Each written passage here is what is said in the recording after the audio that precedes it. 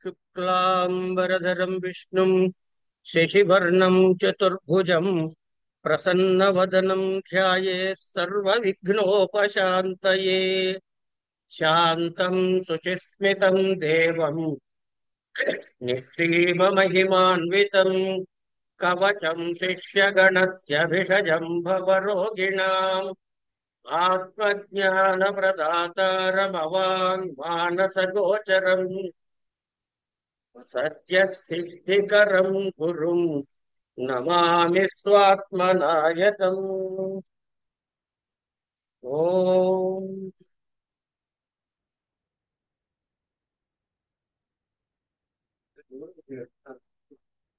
నమస్సభాయే. ఇది మీరు చూసుకోండి. నరసింహ ఆవిర్భావ ఘట్టము అనే అంశం మీద కాసేపు నరసింహస్వామి స్మరణ మనం చేయబోతున్నాం.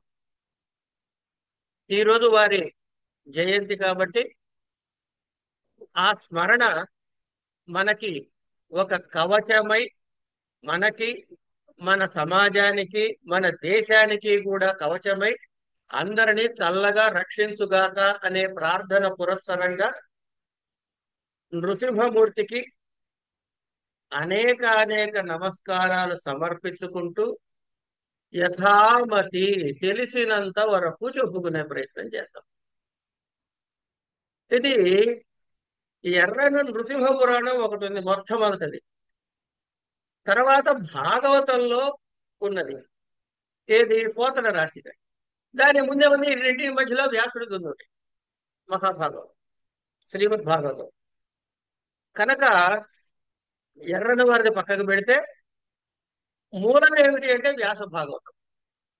అందులో నుంచి తొలగించారు పోతన గారు. అద్భుతమైనటువంటి గ్రంథం అది. మళ్ళీ ఈ రెండింటినీ కలిపి చూసుకుంటూ, ఎందుకంటే వ్యాసుడు ఎంత మంత్రాత్మకముగా రచించారో పోతన గారు కూడా అంతే మంత్రాత్మకముగా అందులో ఉన్న కీలకమైన శబ్దములను విడిచిపెట్టకుండా గ్రంథస్థం చేశారు.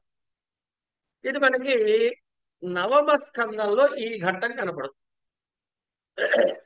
సరే, ఈ 12 స్కందాలకి 12 పేర్లు ఉన్నాయి. అవన్నీ ఒక పక్కకి పెడితే ఇక్కడ మనకున్న సమయాన్ని బట్టి ఎక్కువ కథని నవమాధ్యాయం మొత్తం చెప్పుకోలేం కాబట్టి నవస్కందాన్ని అక్కడక్కడ ముట్టుకుంటూ వెళ్దాం. పరీక్షిత్తు మీ అందరికీ తెలిసిందే, ప్రాయోపేషుడే ఉన్నాడు. శుభయేంద్రుడితో మాట్లాడుతూ ఉన్నాడు. ఈయనకు ఒక సంశయం వచ్చింది. ఎవరికి? పరీక్షిత్తుకి. ఏమిట? సర్వభూతములకు సముడు నెచ్చని ప్రియుడైన వైకుంఠుండ అనంతుడు ఆద్యుడు ఇంద్రుని కొరకు దైత్యేంద్రుల ఏటికి విషమముని కైబడి వెతికి చంపే. పోనీ ఎందుకు చంపాడు? ఇంద్రుడి కోసం చంపాడు. అందరూ నీకు సములు కదా, మరి నువ్వు ఇంద్రుడి కోసం ఎందుకు చంపాడు? చంపాడయ్యా. పోనీ అసురుల దంపంగా అమరుల చేతన కయ్యడి లాభం ఇంతి అయిన కదే. సరే, చంపాడా దేవతల కోసం అని అసురుణ్ణి. ఈయనకి ఏమైనా లాభం వచ్చిందా? అంతవరకు మామూలుగా ఉంది. ఇక అసలు అంశాన్ని ఇక్కడ చెబుతున్నాడు చూడండి ఈ పద్యంలో. నిర్వాణనాథుండు నిర్గుణుండకు తన అసురుల వలన భయంబు బలయు కలుగ నేరవట్టి ఘనుడు దైత్యుల చంపి సురల గాచుచునికి చోద్యమనుసు. అంటే ఈయన ఎవరుట? ఈయన ఇక్కడ ఎవరిని మనకి ప్రవేశపెడుతున్నారు అంటే నిర్గుణుండకు. ఈ నిర్గుణ తత్వం దగ్గర ప్రారంభం పెడుతున్నారు చూడండి. ఇది అంటే ఇది పట్టుకోకపోతే నరసింహస్వామి మనకు అర్థం కాదు. నిర్గుణ తత్వము, అలాంటి తత్వానికి ఎవరి వల్ల భయం ఉంటుంది? పోనీ పగెందుకు ఉంటుంది? ఇవి రెండూ కలగనప్పుడు దైత్యుల్ని పట్టుకుని ప్రత్యేకంగా చంపి సూర్యుల్ని రక్షించటం అనేది పెద్ద ఆశ్చర్యకరంగా ఉందయ్యా అన్నాడు పరీక్షితుడు. దానికి ఆయన అంటాడు, చిత్రంబులు, ఆయన చెబుతున్నాడు, చిత్రంబులు త్రైలోక్య పవిత్రంబులు. అది చిత్రమే కాదు, త్రైలోక్యాన్ని పవిత్రం చేసేది. భవలత లవిత్రంబులు అంటే భవము అంటే ఈ సంసారం అనేటటువంటి ఒక లత అనుకుంటే దాన్ని కోసే గొడ్డలి అన్నాడు. పైగా ఎట్లాంటిదిట, ఆ కథలు వింటే సన్మిత్రంబులు, మనకి స్నేహితుల్లాగా రక్షిస్తూ ఉంటాయి. ముని జనవన చైత్రంబులు, ఏమిటది, విష్ణుదేవు చారిత్రములు. కనుక విష్ణువు కథలు అనేక ఉన్నాయ్యా, అవి మనల్ని ఉద్ధరించేవి అని ఆ వివరణ నీకు చెబుతా. అందుకని నీకు డౌట్ వచ్చింది కదా, ఎలాగాని ఆయన వాళ్ళకి రక్షించడం ఏమిటి, వీళ్ళని చంపడం ఏమిటి, దీనికి అందరూ సములే కదా అని అన్నప్పుడు అవన్నీ చిత్రాలనైనా చెబుతా అని ఒక గద్య రాశారండి. వ్యక్తుండుగాక, ఇప్పుడు ఈయన తత్వాన్ని చెబుతున్నాడు. ఈ పరమాత్మ యొక్క తత్వాన్ని ఎత్తుకోవడంలో చూసుకోండి. వ్యక్తుండుగాక, ప్రకటము కాడు. గుణంబులు లేక, ఈయనకి ఏ గుణాలు లేవు. ప్రకృతి చెందక, భవంబుల నొందక, పరమేశ్వరుండు తన మాయ వలన అయిన గుణంబులను ఆవేశించి బాధ్య బాధకత్వంబులను.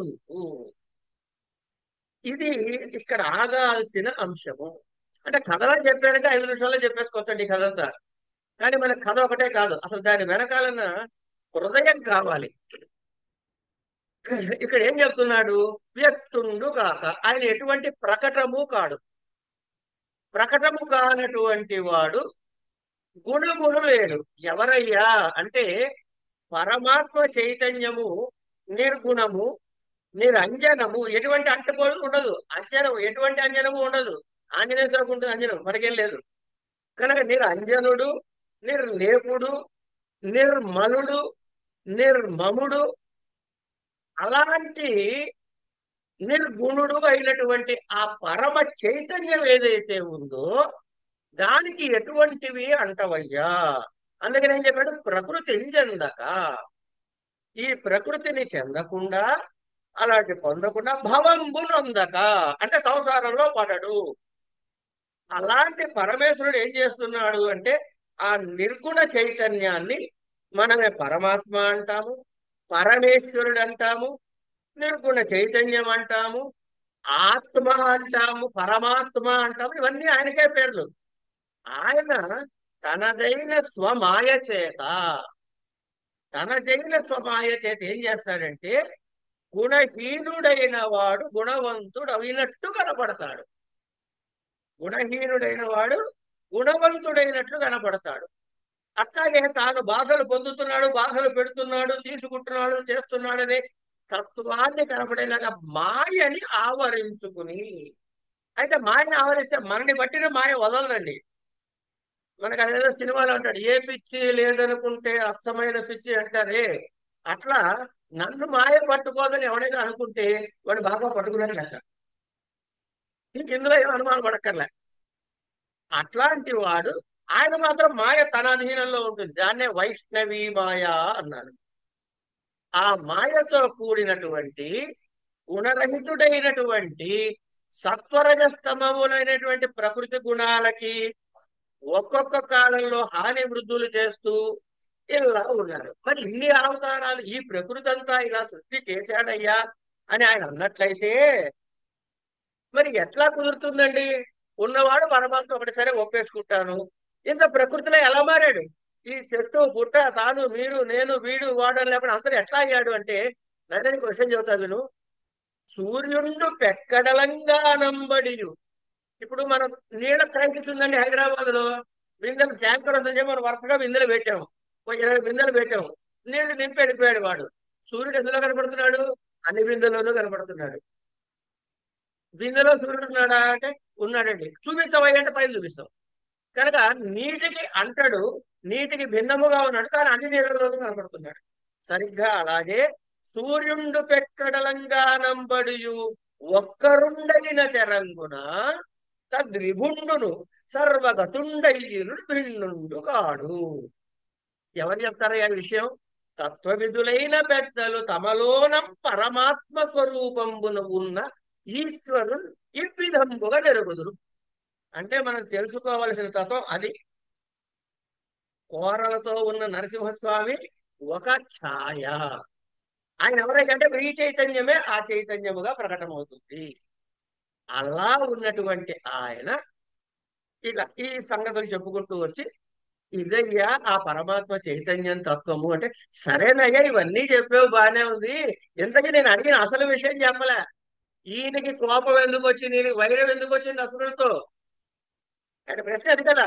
సురుడు వేరు అసురులు వేరు కాదు కదా, నీకు సముడు కదా, మరి నువ్వు అట్లట్లా వాడిని వైరం ఎందుకు వచ్చింది అది చెప్పలేదు ఇంకా అన్నాడు.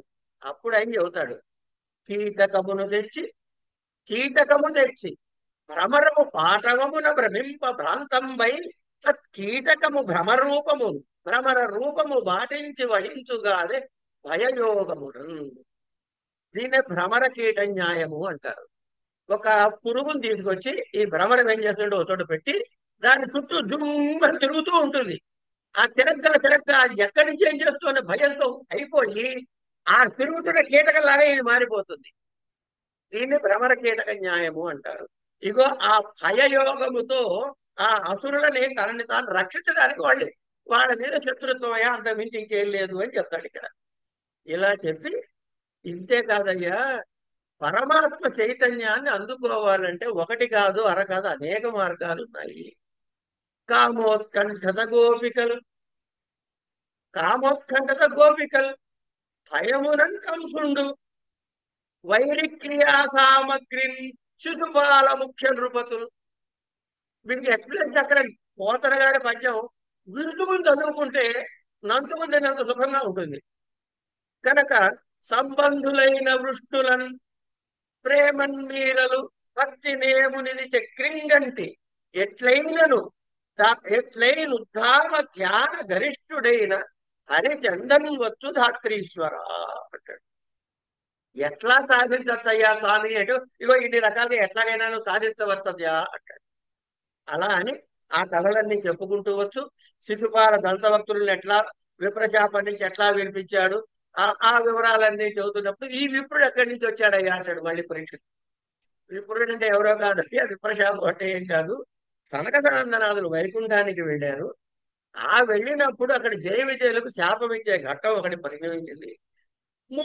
మూడు యుగాలలో మూడు అవతారాలు ఎత్తాలి. మొదటి దానిలో హిరణ్యాక్ష హిరణ్యకశిపులుగా ఉన్నారు అని ఆ హిరణ్యాక్ష హిరణ్యకశిపు వృత్తాంతాన్ని ప్రారంభం చేసి హిరణ్యాక్షుని వరాహావతార రూపంలో బంధించినటువంటి విషయాన్ని చెప్పి హిరణ్యకశిపు వృత్తాంతాన్ని విస్తారంగా చెప్పతొడగాడు. అలా నరసింహస్వామి ఆవిర్భావ ఘట్టానికి పురోణి ముందు బాట జరిగిందనమాట. ఇక తన సోదరుణ్ణి చంపేశాడు విష్ణువు, ఆయన మీద కసి పెంచుకున్నాడు హిరణ్యకశిపుడు.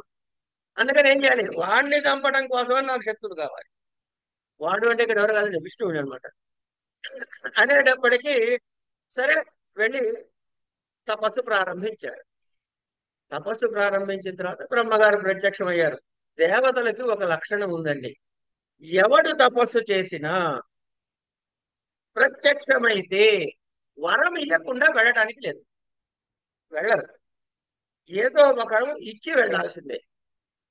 అలా బ్రహ్మ ప్రత్యక్షం ఎదురైతే వరాన్ని నీకేం కావాలైనా అన్నాడు. అయిపోయింది, లిస్ట్ వచ్చింది. ఇంకా ఏది దాస్యభిమతాన్ వరాన్, నువ్వు గనక నాకు వరాలు ఇవ్వదలుచుకుంటే మే వరదోత్తమ, మళ్ళీ వరములు ఇచ్చే వాళ్ళలో ఉత్తముడైన వాడ, భూతేభ్యస్తద్విత్ సృష్టేభ్యో మృత్యుర్ మాభూన్ మమ ప్రభో నాంతర్బహిర్వా నక్తమన్యస్యాదపి ఆయుధై న భూమౌ నాంబరే మృత్యుర్న నరైర్న మృగైరపి యసుభిర్వాసు యసుభిర్వాసు మద్భిర్వాసురాసురమహోరగై అప్రతిద్వంద్వతాం యుద్ధే ఐతిహ్యదేహి సర్వేషాం లోకపాలాన మహిమానాం యథాత్మనః తపోయోగ ప్రభావాణం ఎన్నరిష్యతి కరిచిత్.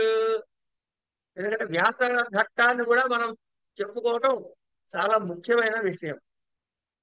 దీనికి అద్భుతమైనటువంటి పద్యాన్ని అందించారు పోతారు. గాలిన్ కుంభిని అగ్ని అంబువుల ఆకాశస్థలిన్ దిక్కులన్ రేలంఘస్రములన్ తమ ప్రభల భూరిగ్రారక్షో మృగవ్యాళాదిత్య నరాది జంతు కలహ వ్యాప్తిన్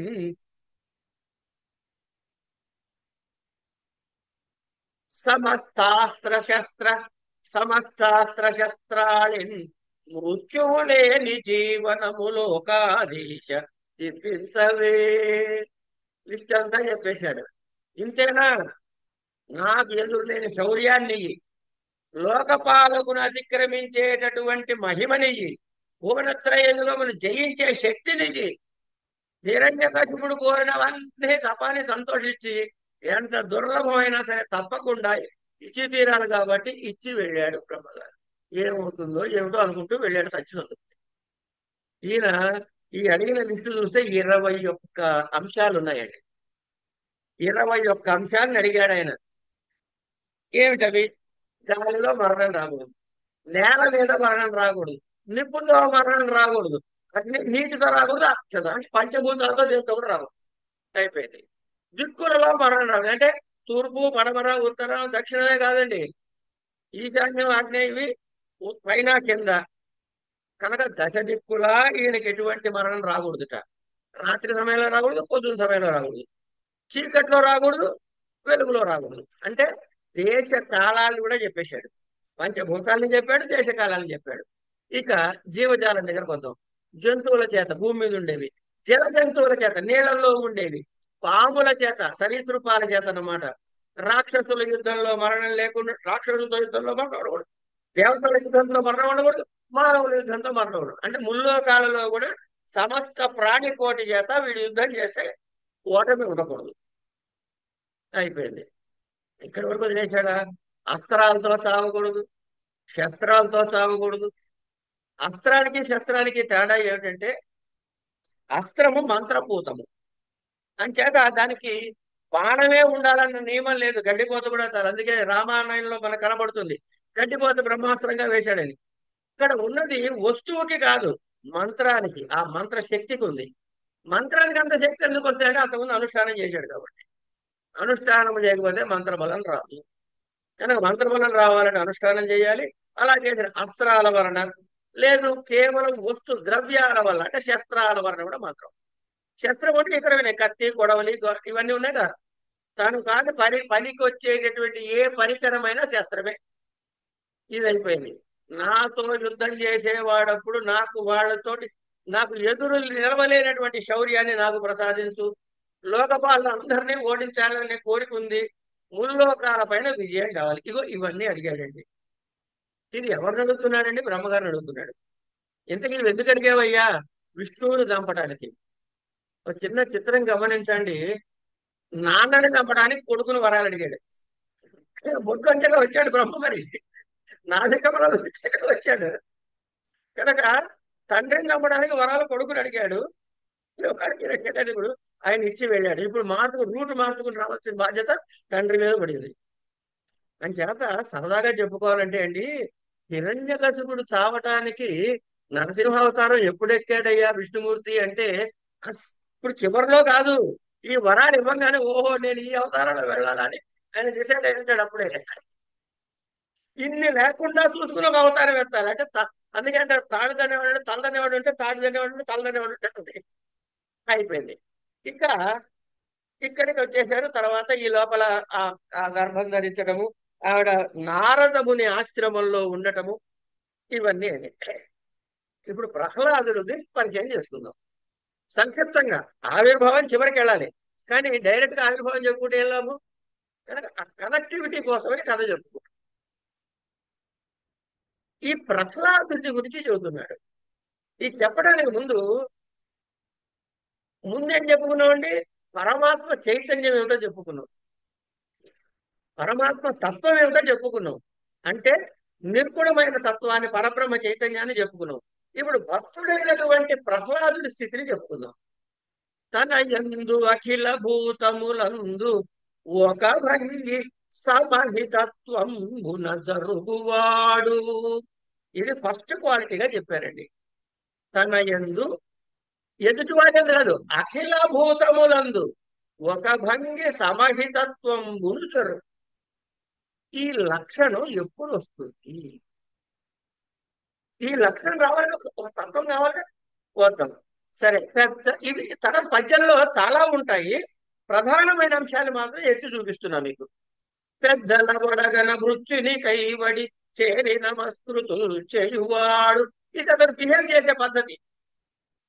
అయిన తర్వాత సకుల ఎడ సోదర స్థితి జరుపువాడు. దైవతములందు గురువుల తలుచువాడు. దైవతములంచు గురువుల తలుచువాడు. గురువుకి తను అర్చించే దేవుడికి అభేదాన్ని దర్శించాడు. లీలలందును బొంకులు లేనివాడు.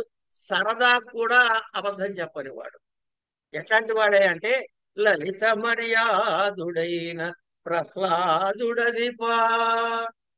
ఈ మొత్తం పద్యంలో కీలకమైన పదం ఏంటంటే తన యందు అఖిల భూతములందు ఒక భంగి సమహితత్వం జరుగువాడు. ఈ లక్షణం ఏమిటయ్యా అంటే ఒకసారి విష్ణు సహస్రనామంలోకి వెళ్ళాలి. అప్పుడు విష్ణు సహస్రనామం మొత్తం నాకు రాదండి, ఏం నష్టం లేదు. మొదటి 2 నామాలు వచ్చాయా? వచ్చండి, చెప్పయ్యా ఒకసారి అంటే ఏం చెప్తామండి? విష్ణు సహస్రనామం మొదటి 2 నామాలు చెప్పమంటే విశ్వం విష్ణు. ముందు విశ్వం చెప్పాం, కనబడుతోంది కాబట్టి. కనుక ఇప్పుడు విశ్వం అంటే ఏమిటి అంటే కనపడే చెట్టు పుట్ట మనిషి వీడు వాడు అఖిల భూతములు అన్నావా? మరి సర్వము విష్ణువునిగా దర్శిస్తేనే, ప్రకృతినంతా కూడా విష్ణు స్వరూపముగా చూడగలిగితేనే ఈ స్థితి వస్తుంది. కనుక ప్రహ్లాదుడి స్థితి ఏమిటయ్యా అంటే సర్వమునందు పరమాత్మ చైతన్య దర్శనము చేయగలిగిన స్థితి. ఇది ప్రహ్లాదుడు. అంటే కదా పిల్లాడు వాడు ఏదో అడిగాడు కాబట్టి శివస్వామి వచ్చాడు, అది కాదు ఆయన సంగతి. అక్కడ ఈయన ఏం చేశాట? సరే, మరి ప్రపంచంలో బతుకుతున్నాడు. ఆకార జన్మ విద్యార్థ వరిష్ఠుడై గర్వ సంస్తంభ సంగతులు కాడు. వివిధ మహానేక విషయ సంపన్నుడై పంచేంద్రియములచే పట్టుబడడు. అంటే ఈయన జ్ఞానేంద్రియములను కర్మేంద్రియములను తన అదుపులో పెట్టుకున్నవాడు. ఎవడయ్యా? శమదమాదులు అదుపులో పెట్టుకున్నట్లు లెక్క. ఇది ఎక్కడొస్తుందయ్యా అంటే నిత్యానిత్య వస్తు వివేకము, ఇహాముత్ర ఫలభోగ త్యాగము, శమాధి శక్త సంపత్తి, తర్వాత ముముక్షత్వము అనేటటువంటి ఈ 4 ఉన్నట్టయితే, సాధన చతుష్టయం ఉన్నట్లయితే మోక్షార్హత కలుగుతుంది. అందులో ఉన్న అంశాలని ఇక్కడ చెప్పేశాడు. కామరోషాదుల గ్రంథుకొనడు వ్యసన సంశక్తి నా వంకబోడు అని ఆపి విశ్వమందు గన్న భిన్న యర్థములందు, ప్రపంచంలో ఏది కనపడ్డా విన్నా కన్నా కూడా వస్తు దృష్టి చేసి వాంఛయిడడు. అది ఒక వస్తువుగా చూడట. మరి ఎట్లా చూస్తాడయ్యా? పరమాత్మ చైతన్యంగా చూస్తాడు. ఇది ఆయన ప్రహ్లాదుడు అంటే. మామూలు ఏదో అనుకునే కాదు. ప్రహ్లాదుడు అంటే తత్వము జ్ఞానము కలిగిన వాడు, ఆ స్థితిలో ఉన్నవాడు. అందుకనే మనం సరదాగా చెప్పుకునే పద్యం కాదు, దాని లోతైన మాట ఏంటంటే పానీయంబులు ద్రావుచున్ గుడుచుచున్ భాషించుచున్ హాసలీలా నిద్రాదులుంజేయుచున్ తిరుగుచున్ లక్షించుచున్ సంతత శ్రీనారాయణ పాద పద్మయుగళి చింతామృతాస్వాద. అన్ని చోట్ల నారాయణ పాద పద్మ చింతనే కనబడిందని సంధానుండై అనుసంధానం చేశాడు. ఎట్లా? మరచన్ సురారిసుతుడు ఏ తద్విశ్వమురా అంటే మైకల్లో ఉన్నాడని కాదు, ఇది ప్రపంచము, ఇది చెట్టు పుట్ట అనే ఈ విశ్వము కాదు అని మర్చిపోయాడు. అంటే పరమాత్మ చైతన్యాన్ని దర్శించాడు అని తాత్పర్యం. అంతేగాని ఇవన్నీ వదిలేసి పిచ్చోళ్ళం ఎక్కడో ఆలోచిస్తున్నాడని ఆపరేట్ చెప్పుకోకూడదు. అది ప్రహ్లాదుడు. ఎందుకు వచ్చిందయ్యా ఈ శక్తి? భక్తికి పారమ్యంగా చెప్పే నారదుడు ఆశ్రమంలో తల్లి గర్భంలో ఉన్నప్పుడు వేదము వేదాంత శ్రవణం అంతా చేసి ఆకలింపు చేసుకున్నాడు కాబట్టి ఆ స్థితి పుట్టగానే వచ్చింది. అంటే తను ఎక్కడున్నా సరే దైవాన్నే దర్శించాడు. అంటే సర్వవ్యాపకత్వమైనటువంటి పరమాత్మ చైతన్యాన్ని దర్శించగలిగిన వాడు ప్రహ్లాద్. ఇక్కడ ఈయనకు కాంపిటేటర్ ఉన్నాడండి. ఆయన పేరు ధ్రువుడు. ఈయన ఈయన పిల్లడే. ఈయన ప్రకృతి నాకు అదొద్దు ఇదొద్దు, నాకు విష్ణువే కావాలని కూర్చుని మనం తెచ్చి లోపల కూర్చోబెట్టుకున్నాడు. ఈయన విశ్వము, ఆయన విష్ణువు. విష్ణు సహస్రనామానికి ఇద్దరు, మొదటి రెండు నామానికి రిప్రజెంటేషన్ వీళ్ళే. ఈయన విశ్వాన్ని దర్శించాడు, ఆయన విష్ణువుని దర్శించాడు. ఇద్దరు దర్శిస్తూ ఒక చైతన్యాన్ని. కనుక ఆ సర్వవ్యాపకత్వాన్ని అన్నాడు. సరే అలా అయింది. తర్వాత విద్యాభ్యాసానికి పంపిస్తాడు. పంపిస్తూ ఏం చెప్పాడయ్యా, హిరణ్య గారు కొడుకును మరి చదివించాలిగా. చదువని వాడగ్నుండగు, ఒరే చదవకపోతే బుద్ధి లేని వాడు అవుతావురా అంటాడు. ఈ పద్యం ఈ రోజు కూడా పిల్లలకి చెప్పుకోవచ్చు. చదవని వాడగ్నుండగు చదివిన, ఇక్కడుంది అసలు కీలకం. చదివిన సదసద్వివేక చతురత కలుగున్. సదసద్వివేకము అంటే సత్ అసత్తు. సత్తు అంటే ఉన్నది, ఎప్పుడు ఉండేది. అసత్ అంటే ఉండనిది, ఎప్పుడు ఉండనిది. మార్చి చెప్పుకోవాలంటే నిత్య అనిత్య వివేకము కలుగుతుంది. సదసద్వివేక చతురత అంటే నిత్య అనిత్య వస్తు వివేకము. ఇంతకు ముందే సమాధి షట్క సంపత్తి వచ్చేసింది. ఎప్పుడైతే నీకు నిత్యం ఒకటి అనిత్యం ఒకటి తెలిసిందో, అనిత్యం నుంచి ఎవడన్నా పరిగెడతాడా? దృష్టమైనటువంటి ఫలాలు, ఆకలేస్తే అన్నం తిన, పండు ఉండే తిందాం అనుకోవడం, లేదంటే ఏదో యజ్ఞం చేస్తే స్వర్గానికి పోతున్న అదృష్ట ఫలము. ఈ రెండు కూడా ఏమిటి? ఇహ అముద్ర ఫలభోగాన్ని చేతిస్తాం. ఎందుకంటే ఇవి రెండు కూడా అనిత్యాలే. వెళ్ళాడు, ఓ 10,000 సంవత్సరాలు ఉన్నాం అనుకుందాం, తర్వాత ఎక్కడికి వస్తున్నాడు? Back to pavilion. అది అనిత్యమేగా. కాలం ఎక్కువైంది కానీ అనిత్యత్వం ఉంది అక్కడ. ఇక్కడ జీవుల్లో అనిత్యత్వం ఉంది. కనుక ఈ నిత్యానిత్య వస్తు వివేకము కలిగిన వాడికి ఇహాముద్ర ఫలభోగ త్యాగము దాని రిజల్ట్ గా వస్తూ ఉంటుంది. సాధనలో ఏం చేయాలంటే సమాధి షట్క సంపత్తి సంపాది. సమాధి షట్క సంపత్తిలో తితిక్ష ఒకటి ఉంది, పేరు గుర్తు పెట్టుకోండి. అంటే సుఖము గాని దుఃఖము గాని వచ్చినది వచ్చినట్టుగా ఏడుపు మొహం పెట్టకుండా అనుభవించుట. నా కర్మకి ఇలా కాలిపోయింది అని అనుభవిస్తాడు కొంతమంది. కానీ వచ్చిందా సంతోషం, పరమాత్మ ప్రసాదం.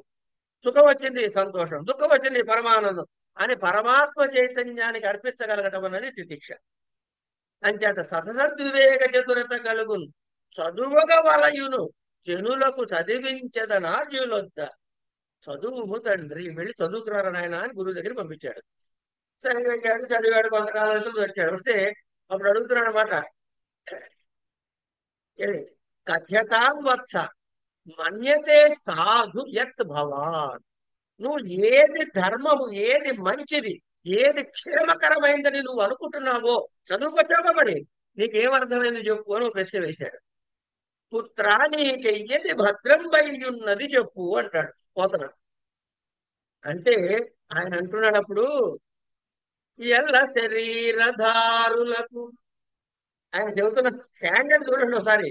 ఎల్ల శరీరధారులకు ఇళ్లను ఈ చీకటి నూతి లోపలంద్రళ్ళక వీరు నేమనుమతి భ్రమణమున భిన్నులై ప్రవర్తిల్లక. ఇదిటండి, నేనే శరీరము, అనంతకృష్ణ నేనే, నాకు రెండు కాళ్ళు, ఈ భ్రమలో లేకరా నాయన. సర్వమున్ అతని దివ్య కళామయమంచు విష్ణునందుల్లము చేర్చి తారడ వినుండుట మేలు నిశాచరాగ్రణి. కనుక పరమాత్మ చైతన్యమే సర్వవ్యాపకమైనది అని తెలుసుకోవడం భద్రమో నేను అనుకుంటున్నాను అన్నాడు. అనేటప్పటికీ ఈయన అంటాడు, ఓరి ఇదేంట్రా నాయన, అరే తమ్ముడు. అప్పుడు ఆయన అంటాడు, ఎట్టాడిన నట్టాడు రిట్టిట్టని పలుకనెరుగ ఇతరుల శిశువులు తట్టించి తట్టించి బాధ ఎవరేమని పట్టించిరు బాలకునకు పరపక్షంబుల్.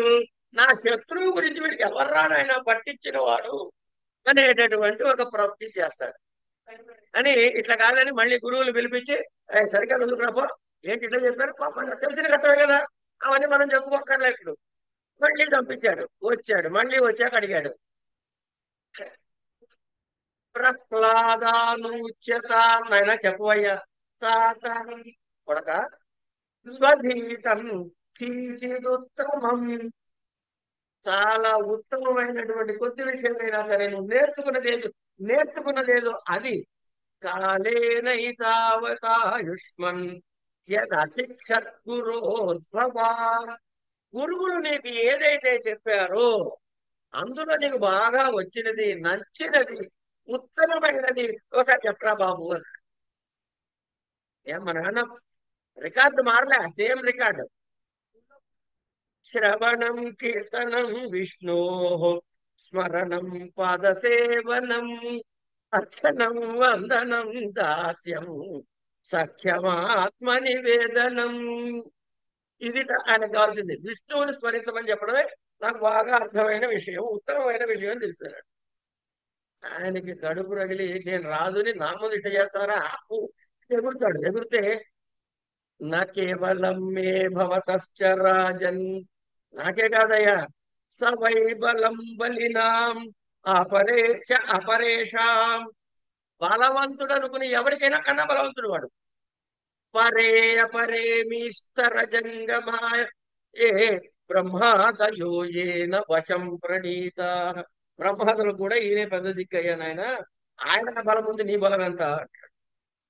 హిరణ్యకశిపుడికి ఇక కోపం తారాస్థాయికి వస్తుంది. వ్యక్తం త్వం మరుత్కామోసి, నువ్వు చద్దాం అనుకుంటున్నావా ఏంటి? నువ్వు చచ్చిపోతావు అనుకుంటున్నావా ఏంటి? ఇట్లా మాట్లాడుతున్నావు ఏంటి అని విపరీతమైన కోపంతో చంపిన చచ్చదననుచును గంపింపికయోరి పలువ కఠినోక్తులనన్ గుంపించదు చావున కుందెంపరివై వదరువాని తెరగున కుమతి. ఏంట చంపుతానన్నా కూడా చావంటే భయం లేకుండా ఇంకా గట్టిగా నన్ను బాధ పెట్టే మాటలతో నా ఎదురకుండానే మాట్లాడుతూ నీకు ఎంత పడిపోగలరా అని అడుగుతాడు. నా తోడం ప్రతిభాషలాడదు, నాతోనే మాట్లాడతావా? జగన్నాథుండడు నాకంటే నీ భూత శ్రేణికి రాజు లేనొకడు, నేనే రాజుని, అందరికీ భూత శ్రేణి నేను రాజుని. సంపూర్ణ ప్రాభవుండు మద్భ్రాతం చంపిన మున్నే వెలికిది పల్మారు నారాయణు. నా నా భ్రాతని సోదరుని చంపిన వాడి కోసం నేను ఎన్నోసార్లు వెతికాడు, వాడు దొరకలే. దేర్ ఫోర్ ఏమిటి, వాడు నాకు కనపడలేదు కనుక ఏడంతా పడలేడు. ఇవాళ రేపు మన ఆర్గ్యుమెంట్ ఇదేగా. ఎవడైనా అడితే దేవుడు నువ్వు చూపించవా దేవుడు అప్పుడు నమ్ముతా అంటాడు. నాస్తికవాదానికి ఇంతకన్నా ఎగ్జాంపుల్ అక్కర్లేగా. కనుక పల్మారు నారాయణుండి ఏతద్విశ్వములోనే లేటుపో ఎత్తిగా నాకు ఎక్కడ దొరకలేడు అన్నాడు. మరి వాడెందుండురా దుర్మతి, వాడు ఎక్కడుంటారా నాయన అన్నాడు. అనేటప్పటికీ అంటున్నాడు ఇంకా, ఎక్కడ గలడే క్రియనే చక్కటి వర్తించునట్టి జాడను వచ్చు కడతు నిన్ను విష్ణుని బెక్కులు ప్రేలెదవు బాని వృక్షుని పగిలిన్. వాడికి ఏదో సేవకుల్లాగా వాడిని చూసిన వాళ్ళలాగా ఓ చెబుతున్నా, ఎక్కడున్నాడా, ఏ పని చేస్తున్నాడో చెప్పాడు, సంగతి చెప్తా అంటే ఎక్కడున్నాడో చెప్పాడు కదా, ఏం చేస్తాడో చెప్పాడు కదా.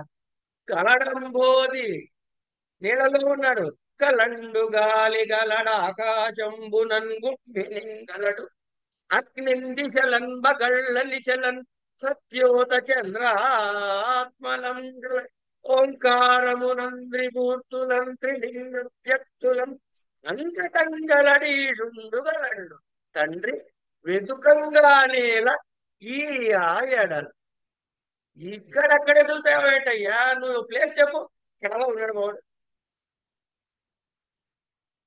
ఆ స్థాయికి చేరాడు కాబట్టి ప్రహ్లాదుడు ఎక్కడ పడితే అక్కడ స్వామిని దర్శించగలిగాడు. అది లెక్క. అయిన తర్వాత ఇంతే కాదయ్యా, సింపుల్ గా చెప్తాను నీకు, ఇవన్నీ మన కొట్లాడలేదు. ఎదురుగలడందు లేడని సందేహము వలదు, చక్రి సర్వోపగతుండు ఎందెందు వెదకి చూచిన అందందే గలడు దానవాగ్రిని. ఇక్కడ వరకు పద్యం బాగుందండి. అసలు కీలకమైన పదం చివరిలో పెట్టాడు, వింటే. నువ్వు వినాలి, ముందు చెప్పిన మాట విని ఏమిటి వినాలి ఇక్కడ, ఏమిటి వినాలి అంటే నేను చెప్తే నువ్వు విను అని ఒకటి అని పైకి తాత్పర్యం. ఏదైతే వింటే పరమాత్మ చైతన్యం తెలుస్తుందో ఏ వేదాంత శ్రవణము చేయడం ద్వారా నీకు పరమాత్మ తత్వం తెలుస్తుందో ఇక ఆ తత్వాన్ని నువ్వు వింటే నీకు ఎక్కడ పడితే అక్కడ కనపడతాడు. మనం ఎక్కడ వింటున్నాం? శ్రవణము లేదు, మననము లేదు, ఈ రెండు కనుక నిధిధ్యాసనం అసలే లేదు. కనుక శ్రవణమన నిధిధ్యాసులు చేయడం అనేది మొట్టమొదటి ఏమిటి? శ్రవణము అంటే వినటం. అందుకని ఇక్కడ చెప్పాడు ఆయన, ఈ వింటేలో ఉన్న కీలకం అది అని. ఇది వినేటప్పటికీ ఆయన కడుపు పెరుగుతుంది. ఇది విన్నాడు. ఏంటి, స్వామి అంతా నిండుతా ఉన్నాడా? సరే,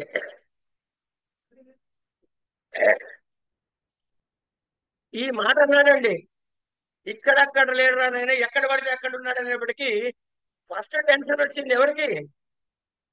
ఎవరికి? వాడికి మీద కాదు, విష్ణుమూర్తికి. ఓర్నాయనో, వీడు ఎక్కడ పడితే ఎక్కడ ఉన్నాడని. అని సర్వాలంకృతులంగడు లండనుచు అని సర్వాకృతు సర్వాహ్లాదుండు భాషింప త్వరుడై ఎందును లేడు లేడను సుతుందైచుండు అని చెప్పి తండ్రి కొడుకుతో కొట్లాడుతుంటే శ్రీ నరసింహాకృతి నుండి నచ్యుతుడు నానా జంగమస్థావరత్కర గర్భంబులన అన్ని దేశంబుల ఉద్దండ ప్రాభవమునన్. ఎట్టెట్టుండగలిగావయ్యా? ఆయన ప్రభావం అదేనయ్యా, ఉద్దండ ప్రభావంతో అలా ఉన్నాడు. అవండి, మీరు ఇన్ని జోకులు వేస్తారు, నాకు అర్థం కాదు. స్తంభంలో దూరాడా, చెంబులో దూరాడా, గిన్నెలో దూరాడా, వాడి గదిలో దూరాడా, వాడి మనసులో ఇన్ని ఎట్లా దూరతాడండి అని అంటే, ఒరే నాయన, మర్రి చెట్టును ఎప్పుడైనా చూసావా? చూశానండి. అది ఎక్కడుంది? విత్తులో ఎంత ఉంది? మర్రి విత్తు చూసావు కొని? మర్రి విత్తు ఎంత ఉంది, చెట్టు ఎంత ఉంది? కనుక ఆ నరసింహస్వామి బీజప్రాయుడై సర్వవ్యాపకుడై ఉన్నాడు. మర్రి విత్తనం పోతే మర్రి చెట్టు వస్తుందా, ఇంకో చెట్టు వస్తుందా? ఏమండి, కదా. కనుక అట్లా నరసింహాకృతి బీజ రూపమై సర్వవ్యాపకుడై ఉన్నాడు. ఇప్పుడు కొత్తగా వచ్చి చేరాడంటే ఇంతకు ముందు ఉన్నాడు, ఆయనకు కూడా కనిపినందుకు రెడీ అయ్యాడు. అయితే మరి ఇక్కడ చిన్న విషయాన్ని పట్టుకోవాలి. ప్రహ్లాదుడు పరమాత్మ సర్వత్రా ఉన్నాడన్నాడు. ఎక్కడైనా నరసింహస్వామి సర్వత్రా ఉన్నాడని చెప్పాడా? చెప్పలే కదా.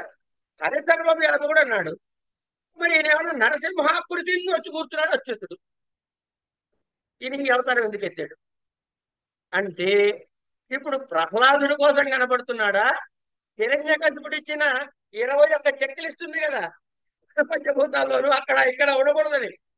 ఆ చెక్ లిస్ట్ అనుగుణంగా ఓకే, ఇలా ఉంటే ఇది లేదు తీసేయి, ఇలా ఉంటే ఇది రాదు తీసేయి అని లెక్కలేసుకుని ఈ డిజైనే బాగుందని ఆ ఆకారాన్ని దాల్చాడు ఆయన. అంచేత హిరణ్యకశిపుడిని రక్షించడానికి వేసుకున్న వేషమే కానీ ప్రహ్లాదుడు కోరిన వేషం నరసింహస్వామి కాదు. ఏమండి? ఇక వీడి కడుపు రగిలిపోతోంది. ఆయన అంతా వచ్చి కూర్చున్నాడా? నాయన నీ ఇష్టం ఇక్కడ కానీ అబ్బాయి అన్నాడు. ఈయన డింభక కొడుకును పిలుస్తున్నాడు. డింభక సర్వస్థలములన బోరుహ నేత్రుడుండు నన్ను మిగుల సంరంభమున పలికెదవి స్తంభమున దూకగలవే. చక్రిన్ గిక్రిన్ అంటాడు. నీకు చెప్తున్నాను వాడు ఇక్కడ ఉన్నాడు, చూపించి నాకు ఈ స్తంభంలో అంటాడు. అనేటప్పటికీ ప్రహ్లాదుడు అంటాడు, అంభోజాసనుడాదిగాగ తృణ పర్యంతంబు. ఇక్కడ ఆగాలి మనము. ఇది మామూలు పద్యంలా కనపడుతుంది కానీ సమగ్రమైన వేదాంతము. అంభోజాసనుడాదిగాగ తృణ పర్యంతంబు విశ్వాత్ముడై. ఆపుతా ఇక్కడ, మొత్తం పద్యం తర్వాత చదువుతున్నాం. ఈ సృష్టి ఎలా జరిగింది అనే ఒక విషయాన్ని గనక వేదాంత దర్శనంలో చూసినట్లయితే నిర్గుణ చైతన్యం ఉంది. ఆ నిర్గుణ చైతన్యము తనదైన వైష్ణవీ మాయ చేత ముందు ఒక బ్రహ్మాండమును సృజించినది. ఒక బ్రహ్మాండమును సృజించినది. సృష్టి కార్యము నిర్వహించుటకు బ్రహ్మను సృజించినది. బ్రహ్మ అన్న పుంలింగము చతుర్ముఖ బ్రహ్మ, బ్రహ్మము అన్న నపుంసకలింగ శబ్దము పరమాత్మ చైతన్యాన్ని సూచించేది. ఇప్పుడు ఆయన ఎక్కడెక్కడి నుంచి ఉన్నాడండి? ఆ చైతన్యం ఫస్ట్ ఎక్కడొచ్చిందండి? బ్రహ్మాండంలో బ్రహ్మగారితో ప్రారంభమైంది సృష్టి కదా. అదే చదువుతున్నాడు ఇక్కడ. అంబోజాసనుడాదిగా అంటే ఆయన దగ్గర నుంచి మొట్టమొదటి పుట్టినవాడు బ్రహ్మాండం రా నాయన. తృణ పర్యంతంబు ఆఖరి దాని వరకు, ఉత్తమైన దాని వరకు, ఉత్కృష్టమైన దాని దగ్గర నుంచి అత్యల్పమైన దాని వరకు విశ్వాత్ముడై అంతటా తానై సంభావంబున నుండు ప్రోఢ విపుల స్తంభంబునందుండడే. ఇంతున్నవాడి స్తంభంలో ఉండట్రా నాన్న. స్తంభాంతర్గతుడయ్యు నుండుటకు ఏ సందేహము లేదు. నాకైతే ఏ డౌట్లు లేవు. ఉండుండొచ్చండి, నేను చూస్తాను, ఒకసారి ట్రై చేస్తాను. ఇలాంటి పిచ్చి పిచ్చి సెకలు ఏం లేవు. అయితే క్లియర్ ఇన్ మైండ్, నా స్వామి ఇక్కడ ఉన్నాడు. నమ్మిన వాడు చెడిపోడు, నమ్మిన వాడిని వీడడు పరమాత్మ. నిర్దంతంబున నేడుగానబడు. ఇక్కడ ఒక మాట చూడండి. నిర్దంభత్వమున నేడు కానబడు. నీకు ఇవాళ కనబడతాడు ఎట్లా? ప్రత్యక్ష స్వరూపంబునన్. అంటే ఇప్పటివరకు ఎలా ఉన్నాడు? అప్రత్యక్ష స్వరూపముగా ఇక్కడ ఉన్నాడు. ఇవాళ నీకు ప్రత్యక్షంగా కనబడతాడు. అంటే ఈయన కోసం సర్వవ్యాపకత్వం కాదు, ఆయన ఎప్పుడూ ఉన్నాడు. నీకు ఇవాళ తెలుస్తుంది ఆ విషయం. ఎంత లోతైన విషయాన్ని ప్రహ్లాదుని నోట చెప్పాడు. ఒక్క ముక్కని విడిచిపెట్టకుండా సామాన్య కథలోకి అన్వయించేలాగా వేదాంతాన్ని రాయటం ఇదే. సమగ్రమైన వేదాంతమే నృసింహ ఉపాఖ్యానం. అలా మీరు ఏ ఉపాఖ్యానం గజేంద్ర మోక్ష తీసుకున్నా అంతే, ఎక్కడికక్కడే లెక్క. సరే, అప్పుడు హిరణ్యకశిపుడు అంటాడు, వినరాడింభక వినరాడింభక. ఇంకా మనోడి నమ్మకం వదిలే. మూఢ చిత్త గరిమన్. నీకు బుద్ధి లేకపోవడం యొక్క ఉత్కృష్టత వల్ల విష్ణుండు విశ్వాత్మికుండని భాషించదవై ఇందుగలడే యంసున్ మదోద్రేకి ఎయిదను జేంద్రుండరచేత వేషను మహోదగ్ర ప్రభ శుంభమున్ జనదృగ్భీషణ దంభమున్ హరిజన సంరంభమున్ స్తంభమున్. ఒక్కేట స్తంభం మీద బట్టి ఈ వేసేటప్పటికి ఏం జరిగింది?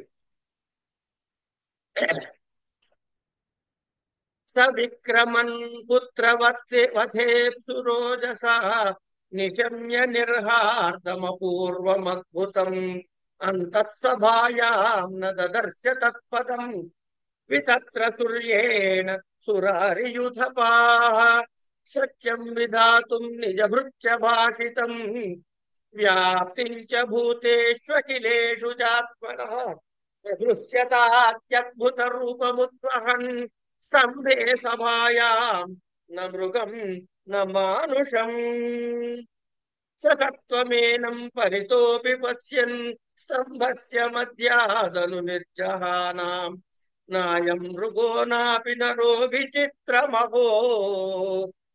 ఒక హారతి గాని కొబ్బరికాయ గాని మీ ఇష్టం. నాయం మృగో నాపి నరో విచిత్రమహో కిమే తన్న మృగేంద్ర రూపం నృమృగేంద్ర రూపం మీమాంసమానస్య సముత్థితోగ్రతో నృసింహ రూపస్తదలం భయానకం ప్రతక్త చాపీకర చండలోచనం స్ఫురత్కటేకరజృంభితాననం కరాళదంష్ట్రం కరవాల చంచలక్షురాంత జిహ్వా మృకుటీ ముఖోల్బణం స్తబ్దోర్ధ్వకర్ణం గిరికందరాద్భుత వ్యాత్తాస్య నాసం అనుభేద భీషణం దివిస్పృశత్కాయమదీర్ఘపీవర గ్రీవోర్వక్షస్థలమల్పమధ్యం చంద్రాంశు గౌరై చంద్రాంశుగౌరైశ్చురితం తనూరు విశ్వద్భుజానీకచటం నఖాయుధం దురసదం సర్వవిజేతరాయుధ ప్రవేక విజ్ఞాపిత దైత్య దానవం ప్రాయేణ మేయం హరిణోరుమాయిన వధస్మృతోనేన సముజ్జతేన కిం. ఇది నరసింహ ఆవిర్భావ ఘట్టాన్ని వ్యాసుడు రాసింది. దానికి ఒక అద్భుతమైన గద్య రాశారు పోతన గారు. అది విని తీరాల్సిన విషయం. ఇక్కడ గద్యం ఒకటి విన్నాడు హారతి పండుగ. వీలైతే ఒక పటిక బలం ఏదో లేదా రెండు అరటిపళ్ళు నైవేద్యం పెట్టి మరి కొబ్బరికాయ కొడుకున్నా బెస్ట్. ఉత్తమే. అదే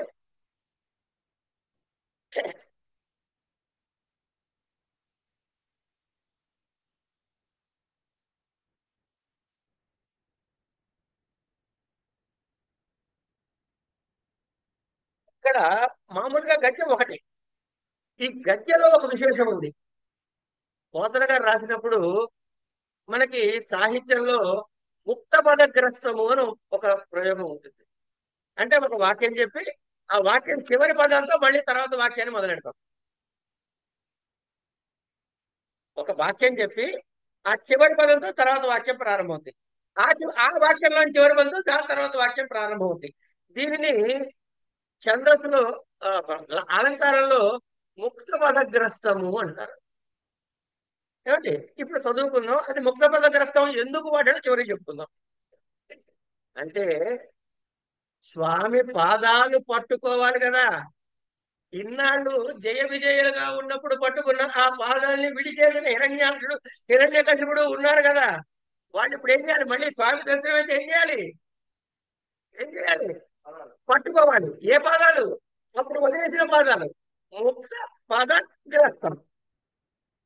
అప్పుడు వదిలేసిన పాదాలు ఇప్పుడు పట్టుకుంటున్నాడు రా మళ్ళీ అని చెప్పడానికి ఆ మహానుభావుడు అలా సంకల్పించాడు అనమాట. ఇట్లు దానవేంద్రుండు పరికృష్యమాన వైరుండును వైరానుబంధ జ్వాజ్వల్యమాన రోషానులుండును రోషానల జంఘన్యమాన విజ్ఞాన వినిమయుండును వినిమయ గాంభీర్య ధైర్య చేగీయమాన హృదయుండును.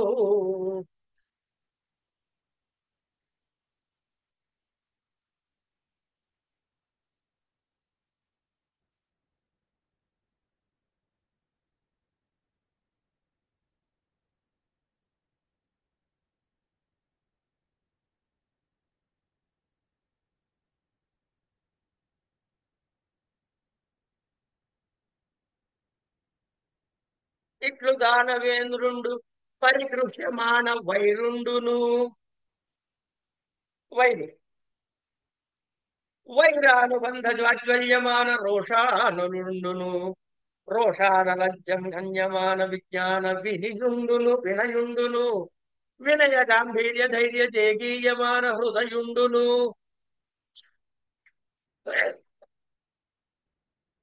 హృదయ చాంచల్యమాన తామసుండును తామస గుణ చక్రమ్యమాన స్థైర్యుండునై విశ్రంభమున హుంకరించి భాలుని ధిక్కరించి హరినిందుంజూపుమణి కనకమణిమయ కంకణ క్రేంకాణ శబ్దపూర్వకంబుగా దిక్తంతిదంత భేదన పాటవ ప్రశస్తంబగు హస్తంపున సభామండప ప్రేషిత భ్రేతుతోడన. ఏదో స్తంభాన్ని కొట్టాక ఈయన కొట్టంగానే దశ దిశలను మిడుంగురులు చెదరి చిటిలి పెటిలి పడి స్తంభజ్యమానం బగునన్ మహాస్తంభంబు వలన ప్రళయ వేళ సంభూత సప్త స్కంద బంధుర సమీరణ సంఘటిత ఘోరజోఘ్యన్నమాన మహా వలాహక వర్గ నిర్గత నిబిడ నిష్ఠుర దుస్సహ నిర్ఘాత సంఘ నిర్ఘోష నికాశంబులైన ఛట ఛట స్ఫట స్ఫట ధ్వని భయంకరారావ పుంజంబుల జజ్జప్యమాన మానంబులై యగసి ఆకాశ ఆకాశపు హురాంతరాళంబు నిరవకాశంబు చేసి నిండినంబట్టు జాలకదో దూయమాన హృదయంబులై పరవశంబులైన పితామహ మహేంద్ర వరుణ వాయు సికిముఖర చరాచర జంతుజాలంబులతోడ బ్రహ్మాండ కటాహ పగిలి కటాహంబు పగిలి పరిస్ఫోటితంబుగా ప్రఫుల్ల పద్మయుగల సంకాశ భాస్వర చక్ర చాప హరకులిశ అంకుశ జలచర రేఖాంకిత చారు చరణతలుండును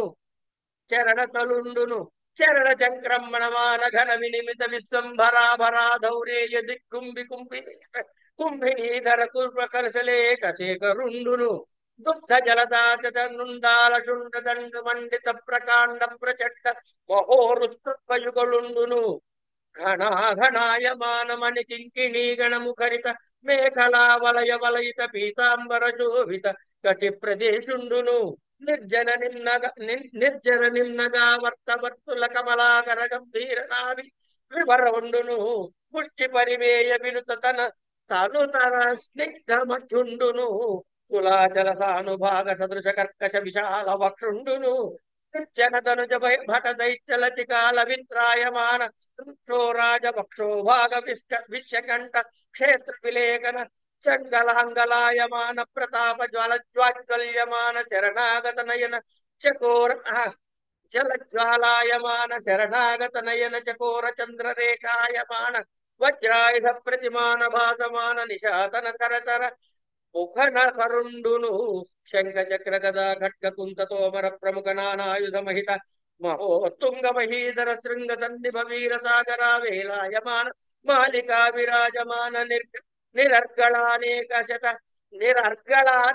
శత భూజార్గులుండును మంజు మంజీర మణిపుంజ రంజిత మంజు మంజీర మణిపుంజ రంజిత మంజులహార కేయూర కంకణ కిరీట మకర కుండలాది భూషణ భూషితుండును త్రివళి త్రివళీయుత శిఖరి శిఖరాభ పరిణద్ధ బంధుర గంధరుండును ప్రపన కంపిత పారిజాత పాద పల్లవ ప్రతీకాచ కోపావేశ సంచరితారు గరుండును శరత్కాల మేఘజాల మధ్య దగద్దగాయమాన తటిల్లతా సమాన దేదీప్యమాన దంశ్రాకరుండును కల్పాంతకాల సకల భువనగ్రసన జృంభమాణ సప్త జిహ్వ జిహ్వాతులిత జలతరాయమాన విభ్రాజమాన జిహ్వును మేరుమందర మహాగుహాంతరాళ విస్తార విపుల వక్రతాచికార ప్రజ్ఞును నసికారంధ్ర నిస్సర నిబిడ నిశ్వాస నికర సంఘట్టన సంక్షోభిత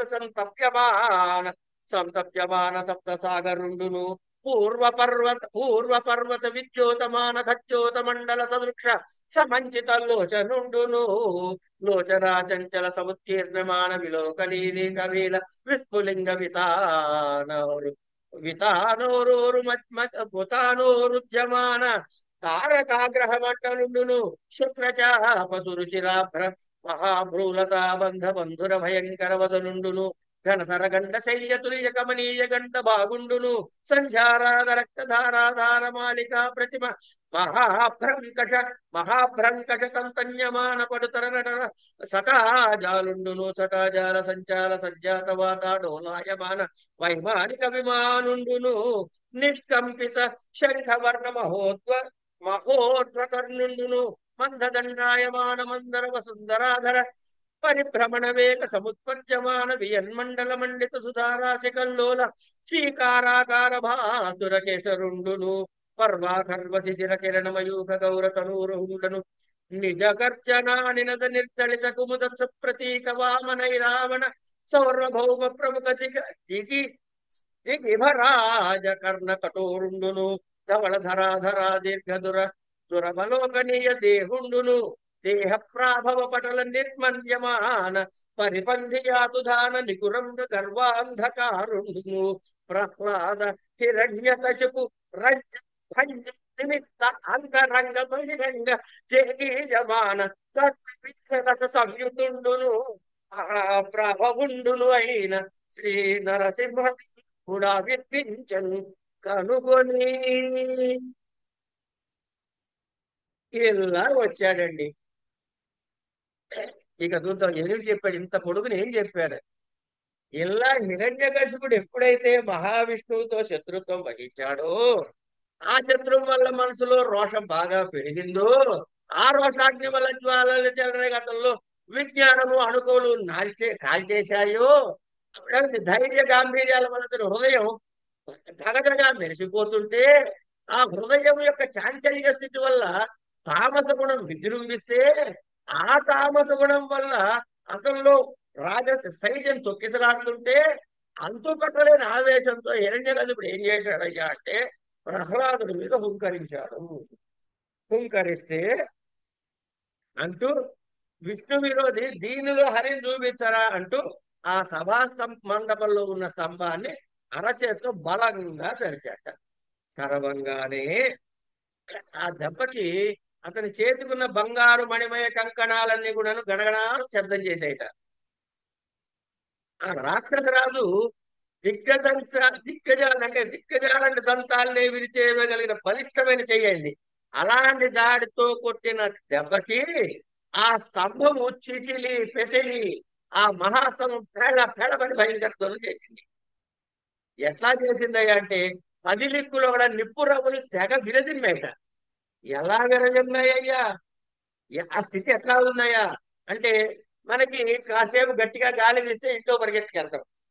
కానీ కల్పాంతంలో 7 రకాలైనటువంటి అతి తీవ్రముగా ఉండేటటువంటి సప్తమిన మహావాయువుల ఒత్తిడి వల్ల ఉరుములతో ఉరకలు వేసే భయంకరమైన ప్రళయ మేఘాలు ఎలా ఉంటాయో అలాంటి ధ్వని వినపడింది. మనిషి కనపడలే, ఇంకా ముందు ధ్వని వినపడింది. ఆ చటపట రావాలని తట్టుకోలేక పైకి ఎగసి ఆకాశం నిండిపోయి కర్ణ కఠోరంగా ఉన్న ఆ శబ్దాలు వినిపిస్తాయి. అప్పుడు ఏమైందిరా అని చెప్పి చూడటానికి బ్రహ్మదేవుడు, ఇంద్రుడు, వరుణుడు, వాయువు వీళ్ళందరూ వచ్చి లైన్లో నిలబడ్డారు. వాళ్ళందరి గుండెలు పగిలేటటువంటి శబ్దం వచ్చింది. స్తంభం చిన్న భిన్నమైపోయింది. దానిలో నుంచి దేదీప్యమానమైన దివ్య తేజస్సుతో నరసింహదేవుడు ఆవిర్భవించాడు. ఆ నరసింహదేవుని పాదాలలో చక్రము, చాపం అంటే ధనస్సు, నాగలి, వజ్రాయుధము, మీనము వంటి శుభరేఖలు కలిగి ఉన్నాయి. వికసించిన పద్మాల వలె ప్రకాశిస్తున్నాయి ఆ రెండు పాదాలు. ఎవరైనా సరే కళ్ళు మూసుకుని ఈ భావాన్ని గనక మనం ఒక్కసారి స్మరించగలిగితే ఆ నరసింహస్వామి మన కళ్ళ ముందు కనపడతాడు. అలా వచ్చే ప్రకాశిస్తున్నాయి. ఆ స్వామి తన దివ్య పాదాలతో అడుగులేసుకుంటూ వస్తుంటే ఆ భారానికి ఎంత భారం ఉన్నాడో ముందు చెబుతాడు. భారానికి ఈ భూమిని అష్ట దిగ్గజాలు, అష్ట కుల పర్వతాలు, సప్త కుల పర్వతాలు, కూర్మము ఇవన్నీ మోస్తున్నాయని మనకి చెప్తారు. అవన్నీ కూడా అణిగిపోతున్నాయట. అలా అణిగిపోతున్నారా అన్నట్టుంది. ఆ ఉగ్ర నరసింహుడి తొడలు క్షీర సముద్రంలో పుట్టినటువంటి ఐరావతం యొక్క తొండాలలాగా బలిష్టంగా ఉన్నాయి. తర్వాత పీతాంబరాన్ని ధరించాడు. నడుము చుట్టూ మణులతో పొదిగినట్టు మువ్వల వడ్డానం ఒకటి గనగడ మోగుతూ ఉన్నది. నరసింహస్వామి ఆ నరసింహుడు నడుము పిడికిలంతుందిట. మిగతా శరీరం అంతా ఎట్లా ఉందో చూడండి. ఇప్పుడు వక్షస్థలము ఒక పెద్ద కొండ. ఆ కొండ చర్యలాగా గట్టిగా అతి కఠినంగా అంత విశాలంగా ఉండి ప్రకాశిస్తోంది ఆ స్వామి. ఆ భీకరాకారుడి గోళ్ళు వంకర్లు తిరిగి ఈ వంకరలను చూడండి ఒకసారి ఎట్లా ఉండదు ఆ గోళ్ళ స్టేటస్. ఇంతకీ గోళ్ళను ఎందుకు ఇంత వర్ణిస్తున్నా అంటే రేపు మెటీరియల్ అదే కదా, అందుకని అది ఎట్లా ఉన్నాయంటే గోళ్ళు వంకర్లు తిరిగి వాడి తేలి రాక్షస సేనల ధైర్యలతను తెగగోసే కొడవలలాగా ఉన్నాయట. ఇప్పుడు కొడవలిని పట్టుకుందాం. కొడవలికి పదును ఎక్కడ ఉంటుందండి? చివరకు ఉంటుందా, చుట్టూ ఉంటుందా? కొడవలికి పదును చుట్టూ పైన ఉండదు, చుట్టూ ఉంటుంది. కనుక గోళ్ళు చుట్టూ పదులుగా ఉన్నాయి. నెంబర్ 1 ఏమంటే తెగ్గోసే కొడవళ్ళలా ఉన్నాయి. రాక్షస రాజుల బండబారిన గుండెలనే పొలాలను దున్నే నాగళ్లలాగా ఉన్నాయటవి. నాగలికి పదును ఎక్కడ ఉంటుందండి? మొదట్లో ఉంటుంది. అంటే ఇప్పుడు ఈ గోరికి పదును లేదు ఎక్కడండి? ఎటువైపు చూసినా పదునే. మీరు అలా మీరు ఇష్టం వచ్చింది చెబితే నేను ఒప్పుకొని వేస్తారు. మీరు చెప్పారని నేను వినాలా? నాకు అర్థం కావట్లేదు.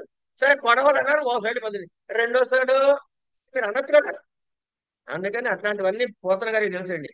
రాక్షస రాజుల బండబారిన గుణాలతో అయితే శత్రువులకు మిలుమిట్లు కొలిపేటటువంటి మంటలు మండుతున్న నెగళ్ళలాగా ఉన్నాయట ఆ గోళ్ళు. అంతేకాకుండా అవి గోళ్ళు కావయ్యా, వజ్రాయుధాలు అన్నాడు. వజ్రాయుధానికి అన్ని వైపులా పళ్ళు ఉంటాయండి. కనుక ఇప్పుడు front, back, side, up, down అన్ని కూడాను పదులుగానే ఉన్నాయి. సో మంచి మెటీరియల్ తోటే వచ్చాడు స్వామి. అయిన తర్వాత అయినా అక్కడ అసలు వెనుక అక్కడ పెడతాడు. అయినా శరణాగతులైన భక్తుల కళ్ళకి మాత్రము ఇది ఎవరికి కనపడతాయి? ఇది దుష్టుడికి కనపడే ఆకారం అది. శరణాగతి చేసిన భక్తుడికిట అవి చకోరాలు చంద్రరేఖ కోసం చూస్తే కనపడే చంద్రరేఖలాగా వంకరగా కనపడింది. అంటే ఒకే వస్తువు దృష్టిని బట్టి, ద్రష్టని బట్టి తత్వం మారిపోతుంది. కనుక ఏ చూపు మనకు కావాలో చూపించే ఘట్టము నరసింహం అయిన తర్వాత కనిపిస్తాయి. మహోన్నతమైనటువంటి పర్వత శిఖరాలు లాంటి ఆ నరసింహస్వామి బాహువులు ఉన్నాయి. అవి శంఖము, చక్రము, గద, ఖడ్గము, కుంతము, తోమరము ఇత్యాది వివిధ ఆయుధాలను పట్టుకుని ఉన్నాయిట. తర్వాత వందలాదిగా ఉన్నాయి ఆ బాహువులు, ఒకటి రెండు కాదు. ఎలా ఉన్నాయి అంటే ఈ బాహువులు ఈయన ఉన్నటువంటి స్థితికి వీరరసం, ఇప్పుడు వీరరసం కదా వచ్చేది. ఈ వీరరసాన్ని గనక ఒక సముద్రం అనుకుంటే దాని ఒడ్డులాగా ఉన్నట్టు ఆయన చేతులు. అంటే మొత్తం వీరరసానికి ఆయనే అది అట్లా ఉన్నాడు. అనేక పుష్పమాలికలు ధరించి ఉన్నాడు. కాంతులినే కడియాలు, మనులు పొగిన అనేక హారాలు, భుజకీర్తులు, కంకణాలు, మకర కుండనాలతో దగదగా వెలిసిపోతున్నాడు స్వామి. ఆయన కంఠం కింద 3 రేఖలు కూడా ఉన్నాయి. ఆ కంఠం ఎలా ఉంది? పర్వత శిఖరంలా దృఢంగా ఉంది, ప్రకాశిస్తోంది. కానీ చాలా సుకుమారంగా ఉన్నాయట స్వామి యొక్క కెమ్మోవి. గాలి కదిలితే పారిజాత పుష్పాల్లాగా ఉన్నాయట. కానీ కోపావేశంతో అదిరిపోతున్నాయి. అంచేత అలా ఉన్నటువంటి ఆ స్వామి మధ్యలో మెరుపు తీగల్లాగా ఆయన ఉగ్రమూర్తి కోరలు తళతళ తళతళ మెరుస్తున్నాయి. ఎట్లా ఉన్నాయి ఆ కోరలు చూస్తేట, కోరలు ఆ నోరు చూస్తే అగ్ని జ్వాలలాగా ఉన్నాయి. ఆయన నోరు, నాసికా రంధ్రాలు మేరుమందర పర్వతాల గుహలాగా ఉన్నాయట. అంత విస్తారంగా ఉన్నాయి. ఆ విస్తారమైనటువంటి వాటిలో ఆ నాసికా రంధ్రం నుంచి వచ్చేటువంటి నిట్టూర్పులు ఏవైతే ఉన్నాయో అవి తట్టుకోలేక, ఆ నిట్టూర్పుల వేడి తట్టుకోలేక సప్తసాగరాలు అల్లకల్లోలపై సలసల కాగిపోతున్నాయి. ఎంత వేడి ఉండాలి! సాగరాలు ఎక్కడోనూ అవి సలసల మారుతూ ఎదుర్కొన్న హిరణ్యకశిపుడి పరిస్థితి ఏమిటి, ప్రహ్లాదుడి పరిస్థితి ఏమిటి? మరి వీళ్ళకి ఎందుకు కాలేదని అంటే అదే స్వామి లీల. ఎవరికి కలిగించాలో కష్టం వాడికే కలుగుతుంది, మిగతా ఎవరికి అది అంటారు. సరే, ఇలా ఉన్నటువంటి కళ్ళలో సూర్యమండల కాంతులు విస్తారంగా కనబడుతున్నాయి. ఆయన చెక్కిళ్ళు, గండస్థలాలు చాలా కఠినంగా ఉన్నాయట. ఆయన దీర్ఘమైన జటలు సంధ్యా సమయంలో ఎర్రబడిన మేఘాల పోలికలో ఉన్నాయట. ఈ జటలను అటు ఇటు విదిలిస్తూ ఉండడం వల్ల గాలి పుడుతూనే విదిలిస్తే, జటలు విడిస్తే గాలి వస్తుందిగా. దానివల్ల ఆకాశంలో ప్రయాణిస్తున్న విమానకులు, వైమానికులతో సహా ఉయ్యాలు ఊగుతున్నారట. అంటే ఈయన జడ ఇక్కడ ఊపితే అక్కడ అందరూ కదిలిపోతున్నారు. అది మందర పర్వతం కవ్వల్లా చేసి చిలికేటప్పుడు గిరగిరా తిరిగే ఆ గిరి వేగానికి ఎలా తుంపర్లు పడితే ఉందో ఆయన కేసరాలు కూడా అలా భాషిస్తున్నాయట. సరే, రేతి శరీరం మీద రోమాలు ప్రకాశించే వెన్నెల్లాగా ఉన్నాయంటాడు. ఆయన గర్జనకి ఈ అష్టదిగ్గజాలు ఉన్నాయి కదా, వాటి పేర్లు కూడా చెప్పారు మనకి. కుముదము, సుప్రకీతము, వామనము, ఐరావతము, సార్వభౌమ, ఇట్లా ఈ అన్ని పేర్లు చెప్పి వాటి చెవులు పగిలిపోతున్నాయి. తెల్లని దేహంతో ఉన్న ఆయన వెండి కొండలా ప్రవేశిస్తుంటే చూడటానికి శక్యం కాని ఆ కాంతి తేజంతో వెలిగిపోతున్నట్ట. ఆయన ఎట్లా ఉన్నాడయ్యా అంటే ఆ నరకేశ్వర అవతారం ఉంది, ఆ శ్రేష్టమైనటువంటి ఆకారాన్ని చూస్తుంటే ఎలా ఉంది? ప్రహ్లాదుడికి సంతోష కారణంగాను, హిరణ్యకశిపుడి సంతాప కారణంగాను. ఏమండి, నరసింహుడు రూపంలో అంతరంగంలో ప్రహ్లాదుడి గురించి కానీ, హిరణ్యకశిపుడి గురించి కానీ కరుణ రసంతోనూ, బయటికి మాత్రం వీరరసంతోనూ విరాజిస్తున్నాడు. ఆ నరసింహుడు ఈ విధంగా సభాస్తంభ మధ్య నుంచి ఆవిర్భవించి పరమాద్భుతమైన నరసింహ ఆవిర్భావ దృశ్యాన్ని చూసినటువంటి హిరణ్యకశిపుడు ఏమయ్యాడయ్యా? నోరెడబెట్టాడు, నిశ్చేష్టుడయ్యాడు. అనుకుని ఏంట్రా నాయన ఇది, నరమూర్తి కాదు, కేవల హరిమూర్తియు కాదు, మానవాకారం, కేసరి ఆకారమునున్నది. ఇంతవరకు పెద్ద విషయం ఏం లేదండి. దీనికి పోతన గారు అక్కడ అనంతకృష్ణుడు రాయించి కొంచెం పోతన రాసిన చూడండి. హరిమాయా రచితమగు యథార్థంబు చూడన్. ఎక్కడి నుంచి వెళ్ళాలి? ఇప్పుడు మళ్ళీ పరమాత్మ చైతన్యం దగ్గరికి వెళ్ళాలి. అక్కడ తన మాయతో కూడాడు. కూడి విశ్వాన్ని అంతా చేశాడు, బ్రహ్మాండం అంతా ఆవిర్భవించేలా చేశాడు. అన్నమయ. మళ్ళీ అక్కడి నుంచి ఆయన బ్రహ్మాండము, తర్వాత ఆయన కారణ ప్రపంచము, తర్వాత సూక్ష్మ ప్రపంచము, స్థూల ప్రపంచము, ఇవన్నీ అక్కడి నుంచి పుట్టాయి. కనుక ఇది ఎందుకు పుట్టాయి? ఆ మాయ వల్ల. ఎవరి మాయ వల్ల? హరిమాయ వల్ల. అంచేత హరిమాయ విరచితము యథార్థము చూడగన్. యథార్థం మాత్రం అదే. ఆ యథార్థం ఎదుర్కొంటా కనపడిందిట. ఇంతకు మించిన తత్వాన్ని ఇంకా ఇంత తేలిక మాటల్లో చెప్పడం కష్టం కదా అని అనేటప్పటికీ ఇక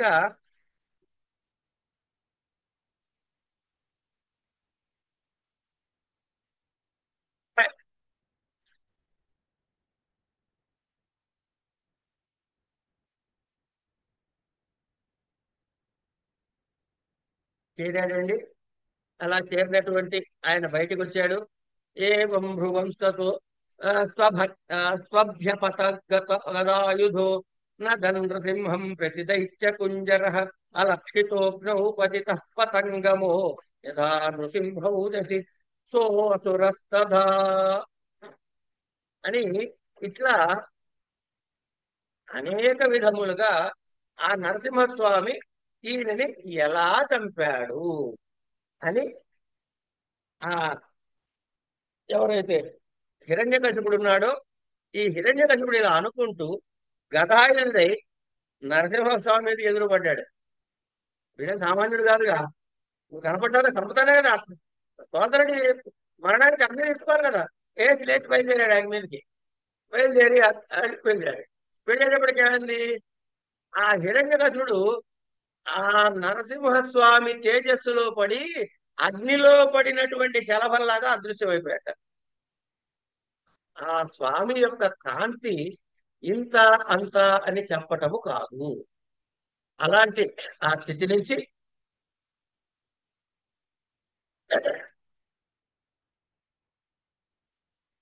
ఇక తద్విచిత్రం ఖలు సత్వధామని స్వతేజసాయోను పురా విబద్ధమః తతో విపద్యాభ్యహన మహాసురోరుషా నృసింహం కథయోను వేగయా. ఎట్లా అయితే ప్రళయకాలంలో తమస్సుని చేసి తేజముని పానము చేసి స్వప్రకాశమైన హరి విషయంలో ఉన్నవాటి అటువంటి హరికి ఇలాంటి పెద్ద విషయం ఏం కాదయ్యా అని ఆ హిరణ్యకశిపుని ఏ విధంగా వధించాడో గరుత్మంతుడు మహాసర్పాలు గ్రహించినట్లుగా గదాధరుడైన నృసింహుడు మరల కొడుతూ విక్రమించి హిరణ్యకశిపుతో కాసేపు గ్రహించి అటు ఇటు గరుత్మంతుడు సర్పాలతో ఆడుకున్నట్టు కాసేపు. ఎంతైనా మనవాడే కదండి. ఇప్పుడు కొంచెం బుద్ధి చెప్పాలి కదా. వచ్చినట్టే పరపరా చింపేసి వెళ్ళిపోతే ఎట్లా? 3 గంటల సినిమా ఉండాలి మనకి కదా. సర్పంచ్ ఆడుకున్నట్టు కాసేపు ఆడుకుంటాడు. స్వామి లీలలు ఎన్నండి. అది అది ఊహించుకుంటుంటే ఒక రకమైన ఆనందం కలుగుతుంది మనకి. అలా ఆ స్వామి అక్కడ వాళ్ళతో ఆడుకుంటూ ఉన్నాడు. ఆడుకుంటున్న తర్వాత ఆయన అంటున్నాడు, నాయన హిరణ్యకశిపుడు శ్రీహరి చేతిలోంచి బయటపడటానికి చూసిన మళ్ళీ పట్టుకుంటున్నట్ట. మళ్ళీ వాడిని ఒడిసి పట్టుకుని కాసేపు అటు ఇటు ఆడుకుంటూ కత్తి డైట్లు వాడి దగ్గర నుంచి లాగేసుకుని యుద్ధానికి సిద్ధపడి మరలా యుద్ధానికి వాడు ప్రయత్నం చేస్తున్నాడు. ఈయన వాడిని ప్రయత్నం చేయనిస్తున్నాడు. మళ్ళీ ఆడుకుంటున్నాడు. ఇట్లా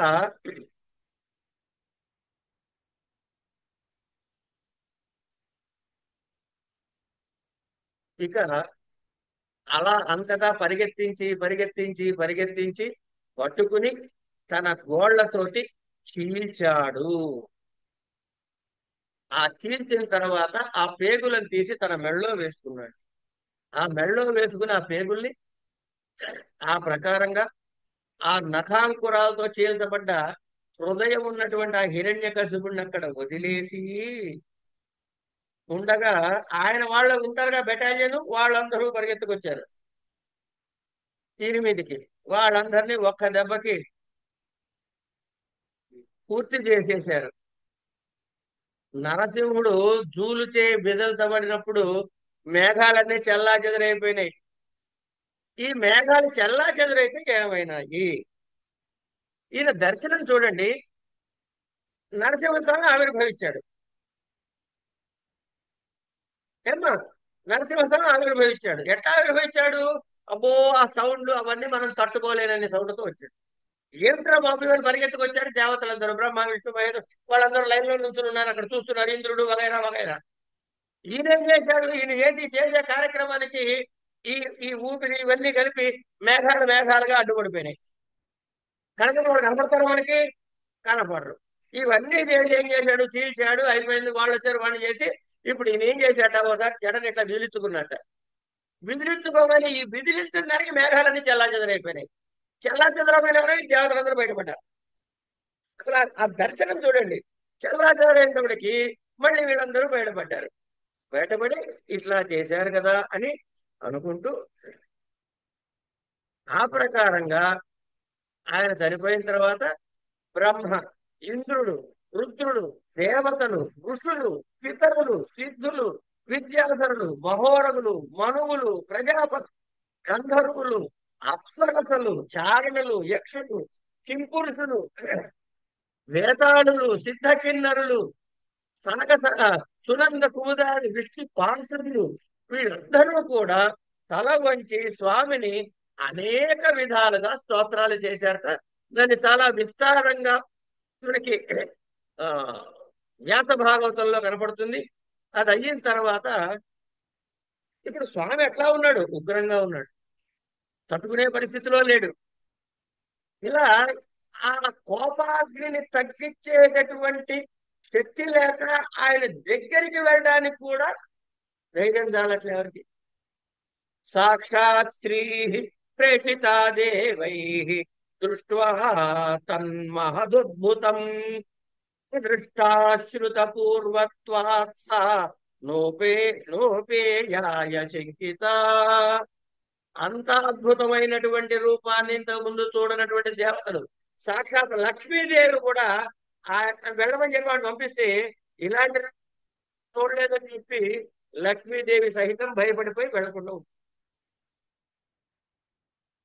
అప్పుడు ఏం చేయాలో తెలియక మనకు ఒక ఆయన ఉన్నాడండి, ఎలాంటి సమస్యకైనా దానికి కనిపెట్టగలడు. ఆయన బ్రహ్మగారు, లేదా ఆయన కొడుకు నారదుడు, వీళ్ళిద్దరే. ఈయన ఏం చేశాడు? ప్రహ్లాదం ప్రేషయామాస. ఆ ప్రహ్లాదం ప్రేషయామాస బ్రహ్మావస్థితమంతికే తాత ప్రశయమో ప్రశమయోపే స్వపిత్రే కుపితం ప్రభుం. నాయనా, నీ తండ్రి మీద కోపంతో ఉన్న ప్రభువు చాలా ఇలా ఉన్నాడు, నువ్వు కొంచెం దగ్గరికి వెళ్ళి ఆయన కోపం చల్లార్చరా నాయనా అని చెప్పి చూపించాట. ఆయన వెళ్ళాడు.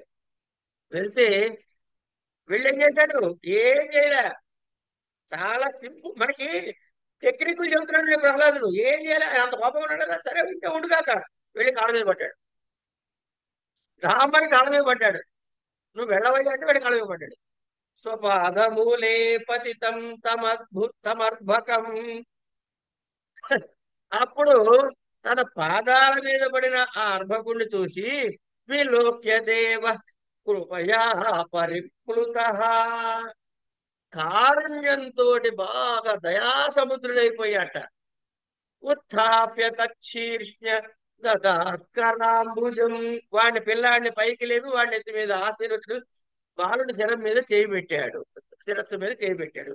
కాలాహి విత్రస్తధియా కృతాభయం. ఏ విధంగా అయితే అభయం ఇస్తున్నట్లుగా ఆ బాలుడి యొక్క దీని మీద తల మీద చేతులు చేయి పెట్టాడు. నరసింహస్వామి కరస్పర్శ జరిగింది. దాంతో ఏమైంది? సకల పాపములు పోయిన వాడైపోయాడు. తక్షణమే తత్క్షణమే అతనికి బ్రహ్మజ్ఞానము కలిగిన వాడయ్యాడు. ఆనందంతో ఆనంద బాష్పాలు జలజల జలజల రాలిపోతున్నాయి. ఆ ఆనందాంతో పులకించిపోతున్నాడు. తర్వాత ఆ హరి దగ్గర నిలబడి ఉండి ఆ చూపులు అక్కడ హృదయంతో చూస్తూ సమాహిత చిత్తుడై ప్రేమతో గద్గదమైన గొంతుతో ఏకాగ్ర చిత్తముతో హరిని స్తుతించాడు. ఇక్కడ ప్రహ్లాద స్తుతి చెప్పుకుంటాం కాసేపు. ఇంకొక పావు గంట.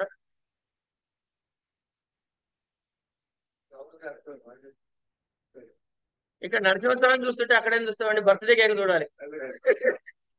ఏమండి అంటున్నాడు, బ్రహ్మాదయస్సురగణ మునయోధ సిద్ధా సత్వైకతానుమతయో వచసాం ప్రవాహై నారాధితుం పురుగుణైరధునాపి విప్రుః కితోష్టుమర్హతి సమే హరిరుగ్రజాతే. ప్రహ్లాదుడు సత్వగుణం ఒక్కటే వ్యాప్తమై ఉన్నటువంటి బ్రహ్మాది దేవతల గణము, మననశీలైన మునుల వాక్ ప్రవాహం చేత విశేషమైన గుణముల చేత హరిని ఆధారించడానికి అశక్తుడై ఉన్నప్పటికీ దైత్య కుమారుడైనటువంటి నన్ను సంతోషపెట్టడం తగునా? ఆయన ప్రార్థన మొదలెత్తుకోవడం చూడండి. అంటే తన యందు సమస్త ప్రాణుల యందు శ్రీహరి యొక్క కృపామృత దృష్టి కలగాలి అని ప్రహ్లాదుడు చక్కటిగా హరిని స్తుతించాడు. ఇవి సుమారుగా ఒక 43 శ్లోకాలండి. మొత్తం శ్లోకాలు చదువుకొద్ది దాని తాత్పర్యాన్ని అలా పై పైన చూసుకుంటూ వెళ్దాం. ఎక్కడైనా ముఖ్యమైన పదం కనబడితే చెప్పుకుందాం. అంచేత అలా హరిని స్తుతించాడు ఆయన. ఆ స్తుతిస్తూ ఏమన్నాడు, అయ్యా ధనము, సత్కులంలో పుట్టడం, అందం, తపస్సు, తర్వాత జాగ్రత్తగా వినండి, శాస్త్ర పాండిత్యం. అబ్బో నేను బోర్డు పుస్తకాలు చదివా, గ్రంథాలన్నీ మనకి నోట్లోకే. ఇవన్నీ కాదు. ఇంద్రియ నైపుణ్యం, తేజస్సు, ప్రకాశము, ప్రజ్ఞ, యోగము, ఇవన్నీ కూడా పరమాత్మని ఆరాధించడానికి సరిపోవు. మరి ఏమొస్తుందయ్యా? నారాధయాహి భవంతు భక్త్యాతుతోష భగవాన్ గజయూధపాయ. నాయన ఇవేమీ పనికి రాలేదు, భక్తి చేతనే గజేంద్రుని సంతోషపెట్టాడు చూడు, అలాంటి స్వామయ్య ఈయన అని నారాయణమూర్తి యొక్క పాద పద్మాల సేవకి ఎవడైతే విముఖుడవుతాడో వాడు అత్యద్భుతమైన ద్వాదశ అద్భుత గుణాలు ఉన్నప్పటికీ కూడా, ఏమండి, అలాగే ఆయన పాదవద్దులు అర్చించబడిన మనసు, అర్పించకుండా మనసు గాని వాక్కు గాని లేకపోతే వాడికి ఏమీ ఉపయోగం లేదు. అవి ఉన్నవాడు చండాలుడైనా శ్రేష్టమైన వాడిగా తలస్తాను. అంచేత ఏ వంశములో పుట్టావు, ఎటువంటి వాడివి అన్నది కాదయ్యా లెక్క. ఏమిటయ్యా అంటే ఏ గర్వము లేకుండా పవిత్రమైన చిత్తముతో స్వామి పాదాలని ఆశ్రయిస్తే ఆయన మనని తప్పక రక్షించి తీరుతాడు అని ఇక్కడ మనకి చెబుతారు. తర్వాత నాకు ఈ పూజ చెయ్యి, ఆ పూజ చెయ్యి అని ఎప్పుడు ఏ స్వామి కోరడయ్యా. తనకి ప్రాప్తించింది ఏదైతే ఉందో, ఎంత ప్రాప్తిస్తే అంత, దానితోటి స్వామికి సమర్పణ భావంతో సమగ్రముగా సమర్పించినటువంటి తృప్తిని ఎవడైతే పొందుతాడో దానికే పరితృప్తుడై ఆ కరుణాంతరంగుడైన పరమాత్మ అందరినీ రక్షిస్తాడయ్యా. అంతేగాని మనం పెట్టుకున్నటువంటి మన దగ్గర ఉన్న డబ్బు దస్కము, నేను పెట్టుకున్న ఊర్ధపుండ్రాలో అడ్డపుండ్రాలో లేకపోతే ఇంకో పెద్ద బొట్టు, ఇవేమీ కాదు. నీవు నీ మనసుని స్వామి దగ్గర పెట్టావా, స్వామి దగ్గర నీ మనసును పెట్టావా, నీవు రక్షించబడ్డావు. నీవు పెట్టలేదా, నీ ఇష్టం. కనుక ఎటువంటి జన్మ నాకు కలిగింది అనేటటువంటి చింతన లేకుండా ఆ పరమాత్మ చైతన్యము యొక్క మహిమని సర్వ ప్రయత్నముల చేత ఎవరైతే తెలుసుకుంటారో ఆయనని వర్ణించడానికి శబ్దాలు సరిపో. కారణం ఏంటి? ఆయనకి ఏ గుణము లేదు. ఇప్పుడు ఆయన పొడుగ్గా ఉన్నారంటే అబ్బా మీరు చాలా పొడుగ్గా ఉన్నారండి, తాడి చెట్లో ఉన్నారని నచ్చు, లేకపోతే లేదా ధ్వజస్తంభంలో ఉన్నారు. ఆయన పొడుగు లేదు, పొట్టి లేదు, రంగు లేదు, రూపం లేదు, గుణము లేదు, వాసన లేదు, ఏమీ అంటించుకోడు. ఈ నెట్టబడుతారు మీరు. కనుక మరి ఈ రూపాలు ఎక్కడి నుంచి వచ్చాయ్యా అంటే మన సౌలభ్యం కోసం, మన చేతకానితనాన్ని దాచిపెట్టుకోవడం కోసం, మన ఏకాగ్రత కలగటం కోసం అని ఒక రూపాన్ని చెప్పుకున్నాం. కానీ తత్వం మాత్రము చైతన్యము నిర్గుణమే. అలా ఆ స్వామిని అనేక విధాలుగా స్తుతించి తాను నాయన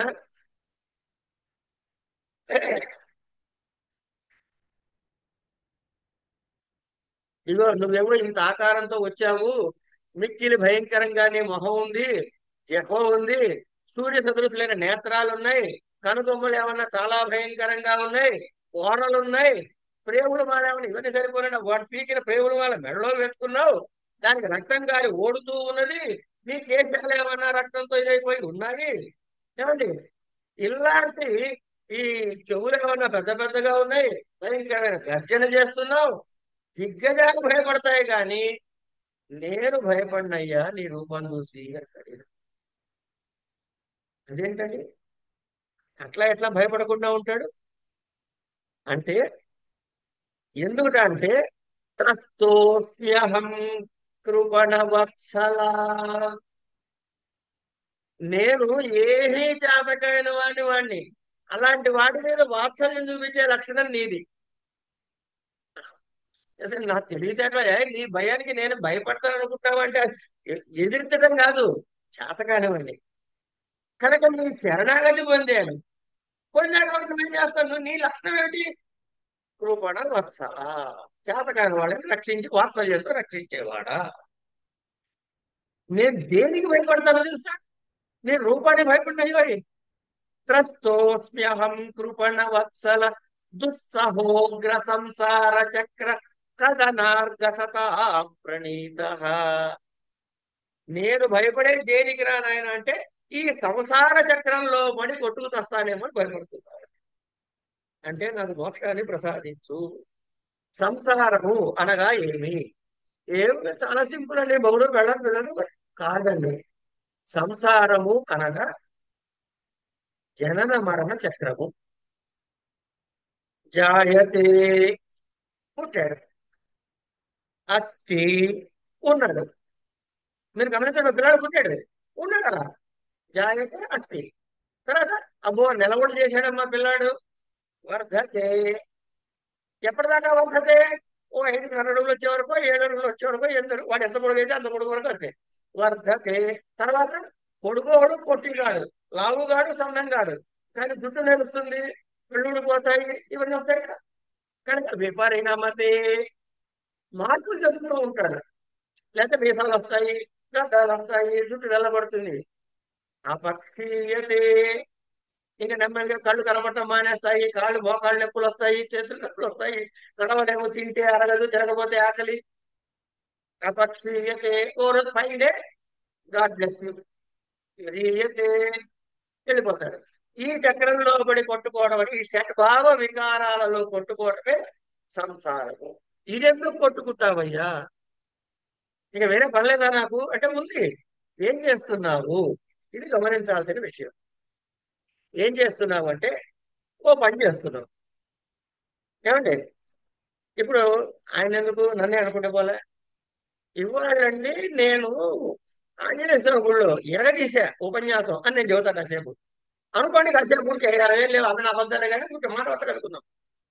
ఇప్పుడు ఉపన్యాసం ఎవరు చెప్పారు, నేను చెప్పాను అనుకుంటున్న వాడెవడు, నేను.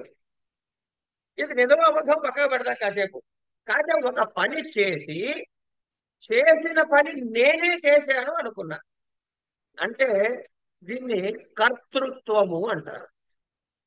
చేశాను, ఇప్పుడు చేశా కదా, మరి చేస్తే ఓ ఫలితం పుట్టాలిగా. అన్నం ఎసరు పెట్టి పొయ్యి మీద పెడితే ఉడకనన్నా ఉడకాలి, కళ్ళు మూసి నిద్రపోతే మాటనన్నా వాడాలి, ఏదో ఒకటి జరగాలిగా. కనుక కనుక ఒక పని చేస్తే దానికి ఒక ఫలితం ఉంటుంది. ఏ ఫలితం వస్తుంది, సింపుల్, రెండే టెక్నిక్స్. ధర్మ ధర్మ కార్యం చేసావా, అధర్మ కార్యం చేసావా. ధర్మము చేశానండి, అయితే పుణ్యం వచ్చింది. లేదండి అధర్మం చేశానండి, అయితే పాపం వచ్చింది. కనుక పుణ్యమో పాపమో గ్యారంటీ. ఎప్పుడు నేను చేశాను అనే కర్తృత్వం వేసుకున్నాం.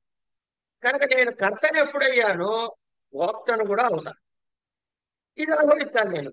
దీనికి ఏం పని ఎక్కడ అనుభవిస్తాను? చేసుకునే ప్రోగ్రామును బట్టి ఈ జన్మలోనో, పై జన్మలోనో, ఆ పై జన్మలోనో ఎప్పుడో. మరి అది అనుభవించాలంటే నాకేం కావాలి? శరీరం కావాలి. కనుక మళ్ళీ పుట్టాలి. అంటే ఏం కావాలన్నమాట? జాత ఆయుర్భోగములు అనే మూడు అంశాలు మనకి తగులుకుంటాయి. జాతాయుర్భోగములు ఇవి వస్తాయి. దీన్ని అనుభవించాం, మళ్ళీ ఆ జన్మలో మళ్ళీ ఇదే ప్రోగ్రాంగా కదా. అందుకని ఈ చక్రంలో పడకుండా రక్షించవయ్యా. ఎలా తప్పించుకోవాలి మరి ఈ చక్రంలో పడకుండా? అదో ప్రోగ్రాం చెప్పాలిగా. మనకి ఉదాహరణతో చెప్పుకుంటే తేలిగ్గా ఉంటుంది. ఇది నాకు వచ్చిన ఏకైక ఉదాహరణ. అంచేత మీరు ఎక్కడైనా వేరే చోట చెప్పినప్పుడు వీళ్ళు ఇది వింటే ఎప్పుడు వీళ్ళు ఇదే చెబుతారో అనుకోకండి. ఇది హాయిగా అర్థమయ్యేది కాబట్టి చెబుతున్నా. మనం హైదరాబాద్ నుంచి ఢిల్లీ వెళ్దాం అనుకుంటాం. మనకి ఏదో మడి ఆచారాలు ఉన్నాయి. అంచేత ఏం చేస్తామండి? సంచిలో ఇవాళ తినేందుకు ఇడ్లీలు, రాత్రికి తినేందుకు గోధుమ రవ్వ ఉప్మా, రేపు పొద్దున తినేందుకు అన్నం అయితే మళ్ళీ సంధివాసనతో చపాతీలు, అందులో మళ్ళీ పాడవకుండా కూర నూనెలో బాగా వేయించిన ఆలుగడ్డ కూర, ఇవన్నీ సంచిలో పెట్టి వెళ్తాం. వెళ్తాం కదా చెప్పండి చాలు. ఎందులో ఉన్నాయి ఇవన్నీ? ఎందులో ఉన్నాయి? సంచిలో. సంచిలో ఉన్నవన్నీ ఏమిటంటే మన ధర్మము అధర్మము అంటే పుణ్య పాపములు అనమాట. సంచిలో ఉన్నాయి కాబట్టి వాడిని సంచితం అన్నాం. ఏమండి? సంచిలో ఉన్నాయి కాబట్టి సంచితం.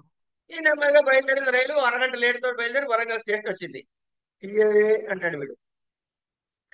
తీయవే అనగానే అందులోంచి ఒక ఇడ్లీ పొట్లం తీస్తుంది ఆ ఇల్లాలు. ఇది చెరో పొట్లం పెట్టి తింటుంటారు. ఈ ఇడ్లీ పారేస్తారా తింటారా? తింటారు. దీని ప్రారంభం అంటారు. అంటే సంచిలో ఉన్న దానిలోంచి ఈ జన్మలో తినటానికి ఈ స్టేషన్ అనమాట. ఈ స్టేషన్ లో ఈ జన్మలో తినటానికి తీసుకున్న పొట్టం ప్రారంభం. ఇది తింటాం గ్యారంటీ. మిగిలిన ఇంకా ఉన్నాయి, అవి తినాలి. ఈ లోపల నెమ్మదిగా రైలు వెళ్ళి వెళ్ళి నాగపూర్ స్టేషన్ వచ్చింది. నాగపూర్ స్టేషన్ లో మీరు ఏం చేశారు? ఇక్కడ సంత్రాలు బాగుంటాయట అంటాడు వాడు. కొనవేవో డజను అంటాడు. అంటే అక్కడ కొని మళ్ళీ ఎక్కడ పెడతారు? సంచిలో పెడతారు. అంటే ఈ జన్మలో చేసిన సంత్రాలు ఉంటాయి మళ్ళీ సంచిలోకి వెళ్తాయి. ఇవి ఎప్పుడు తింటాం? తర్వాత స్టేషన్ లో తింటాం. అంటే పై జన్మలో తింటాం. కనుక సంచిలో ఉన్నది ఏంటి? పాతవి, ఇప్పుడు తెచ్చుకున్నవి. ఇప్పుడు నేను కర్తృత్వం భోక్తృత్వం నాది కాబట్టి సంచిలోకి వచ్చాయి.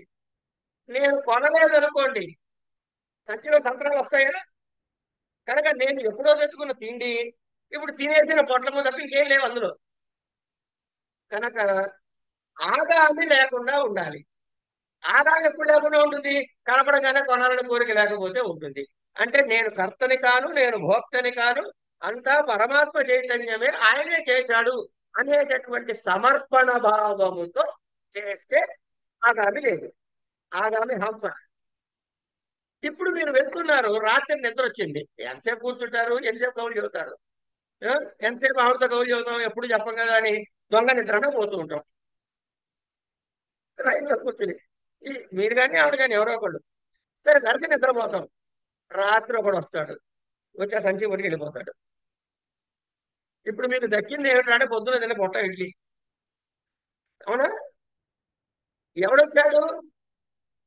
ఒక దొంగ వచ్చాడు. వాడు వచ్చి ఏం చేశాడు? హరించాడు. ఏం చేశాడండి? హరించాడు.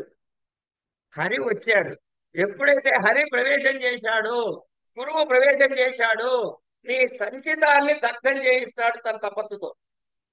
నీ తపస్సుతో నీ సంచితాన్ని దగ్ధం చేయగలుగుతావు. ఆ ఉపాయాన్ని గురువు చెబుతాడు. ఆగామిని తెచ్చుకోవట్లేదు, నాది కాదు కర్తృత్వం పరమాత్మది అని. కనుక ఈ తిన్న పొట్లం అరిగే వరకు మనం ఇట్లా ఉంటాం. తర్వాత శరీరాన్ని తెలిసిన తర్వాత మోక్షాన్ని పొందుతాం. ఇది ఈ సైకిల్. కనుక ఇందులోంచి నన్ను బయటపడేరా నాయన, నాకు సంసారం అంటే భయం కానీ నీ కూరలతో నాకు భయం ఏం లేదు అని ఇట్లా అనేక విధాలుగా ప్రార్థించినటువంటి ఆ ప్రహ్లాదుడు అయిన తర్వాత చాలా విస్తారమైనటువంటి స్తోత్రాన్ని చేస్తాడు. 43 శ్లోకాలతో చేస్తాడు. చేసిన తర్వాత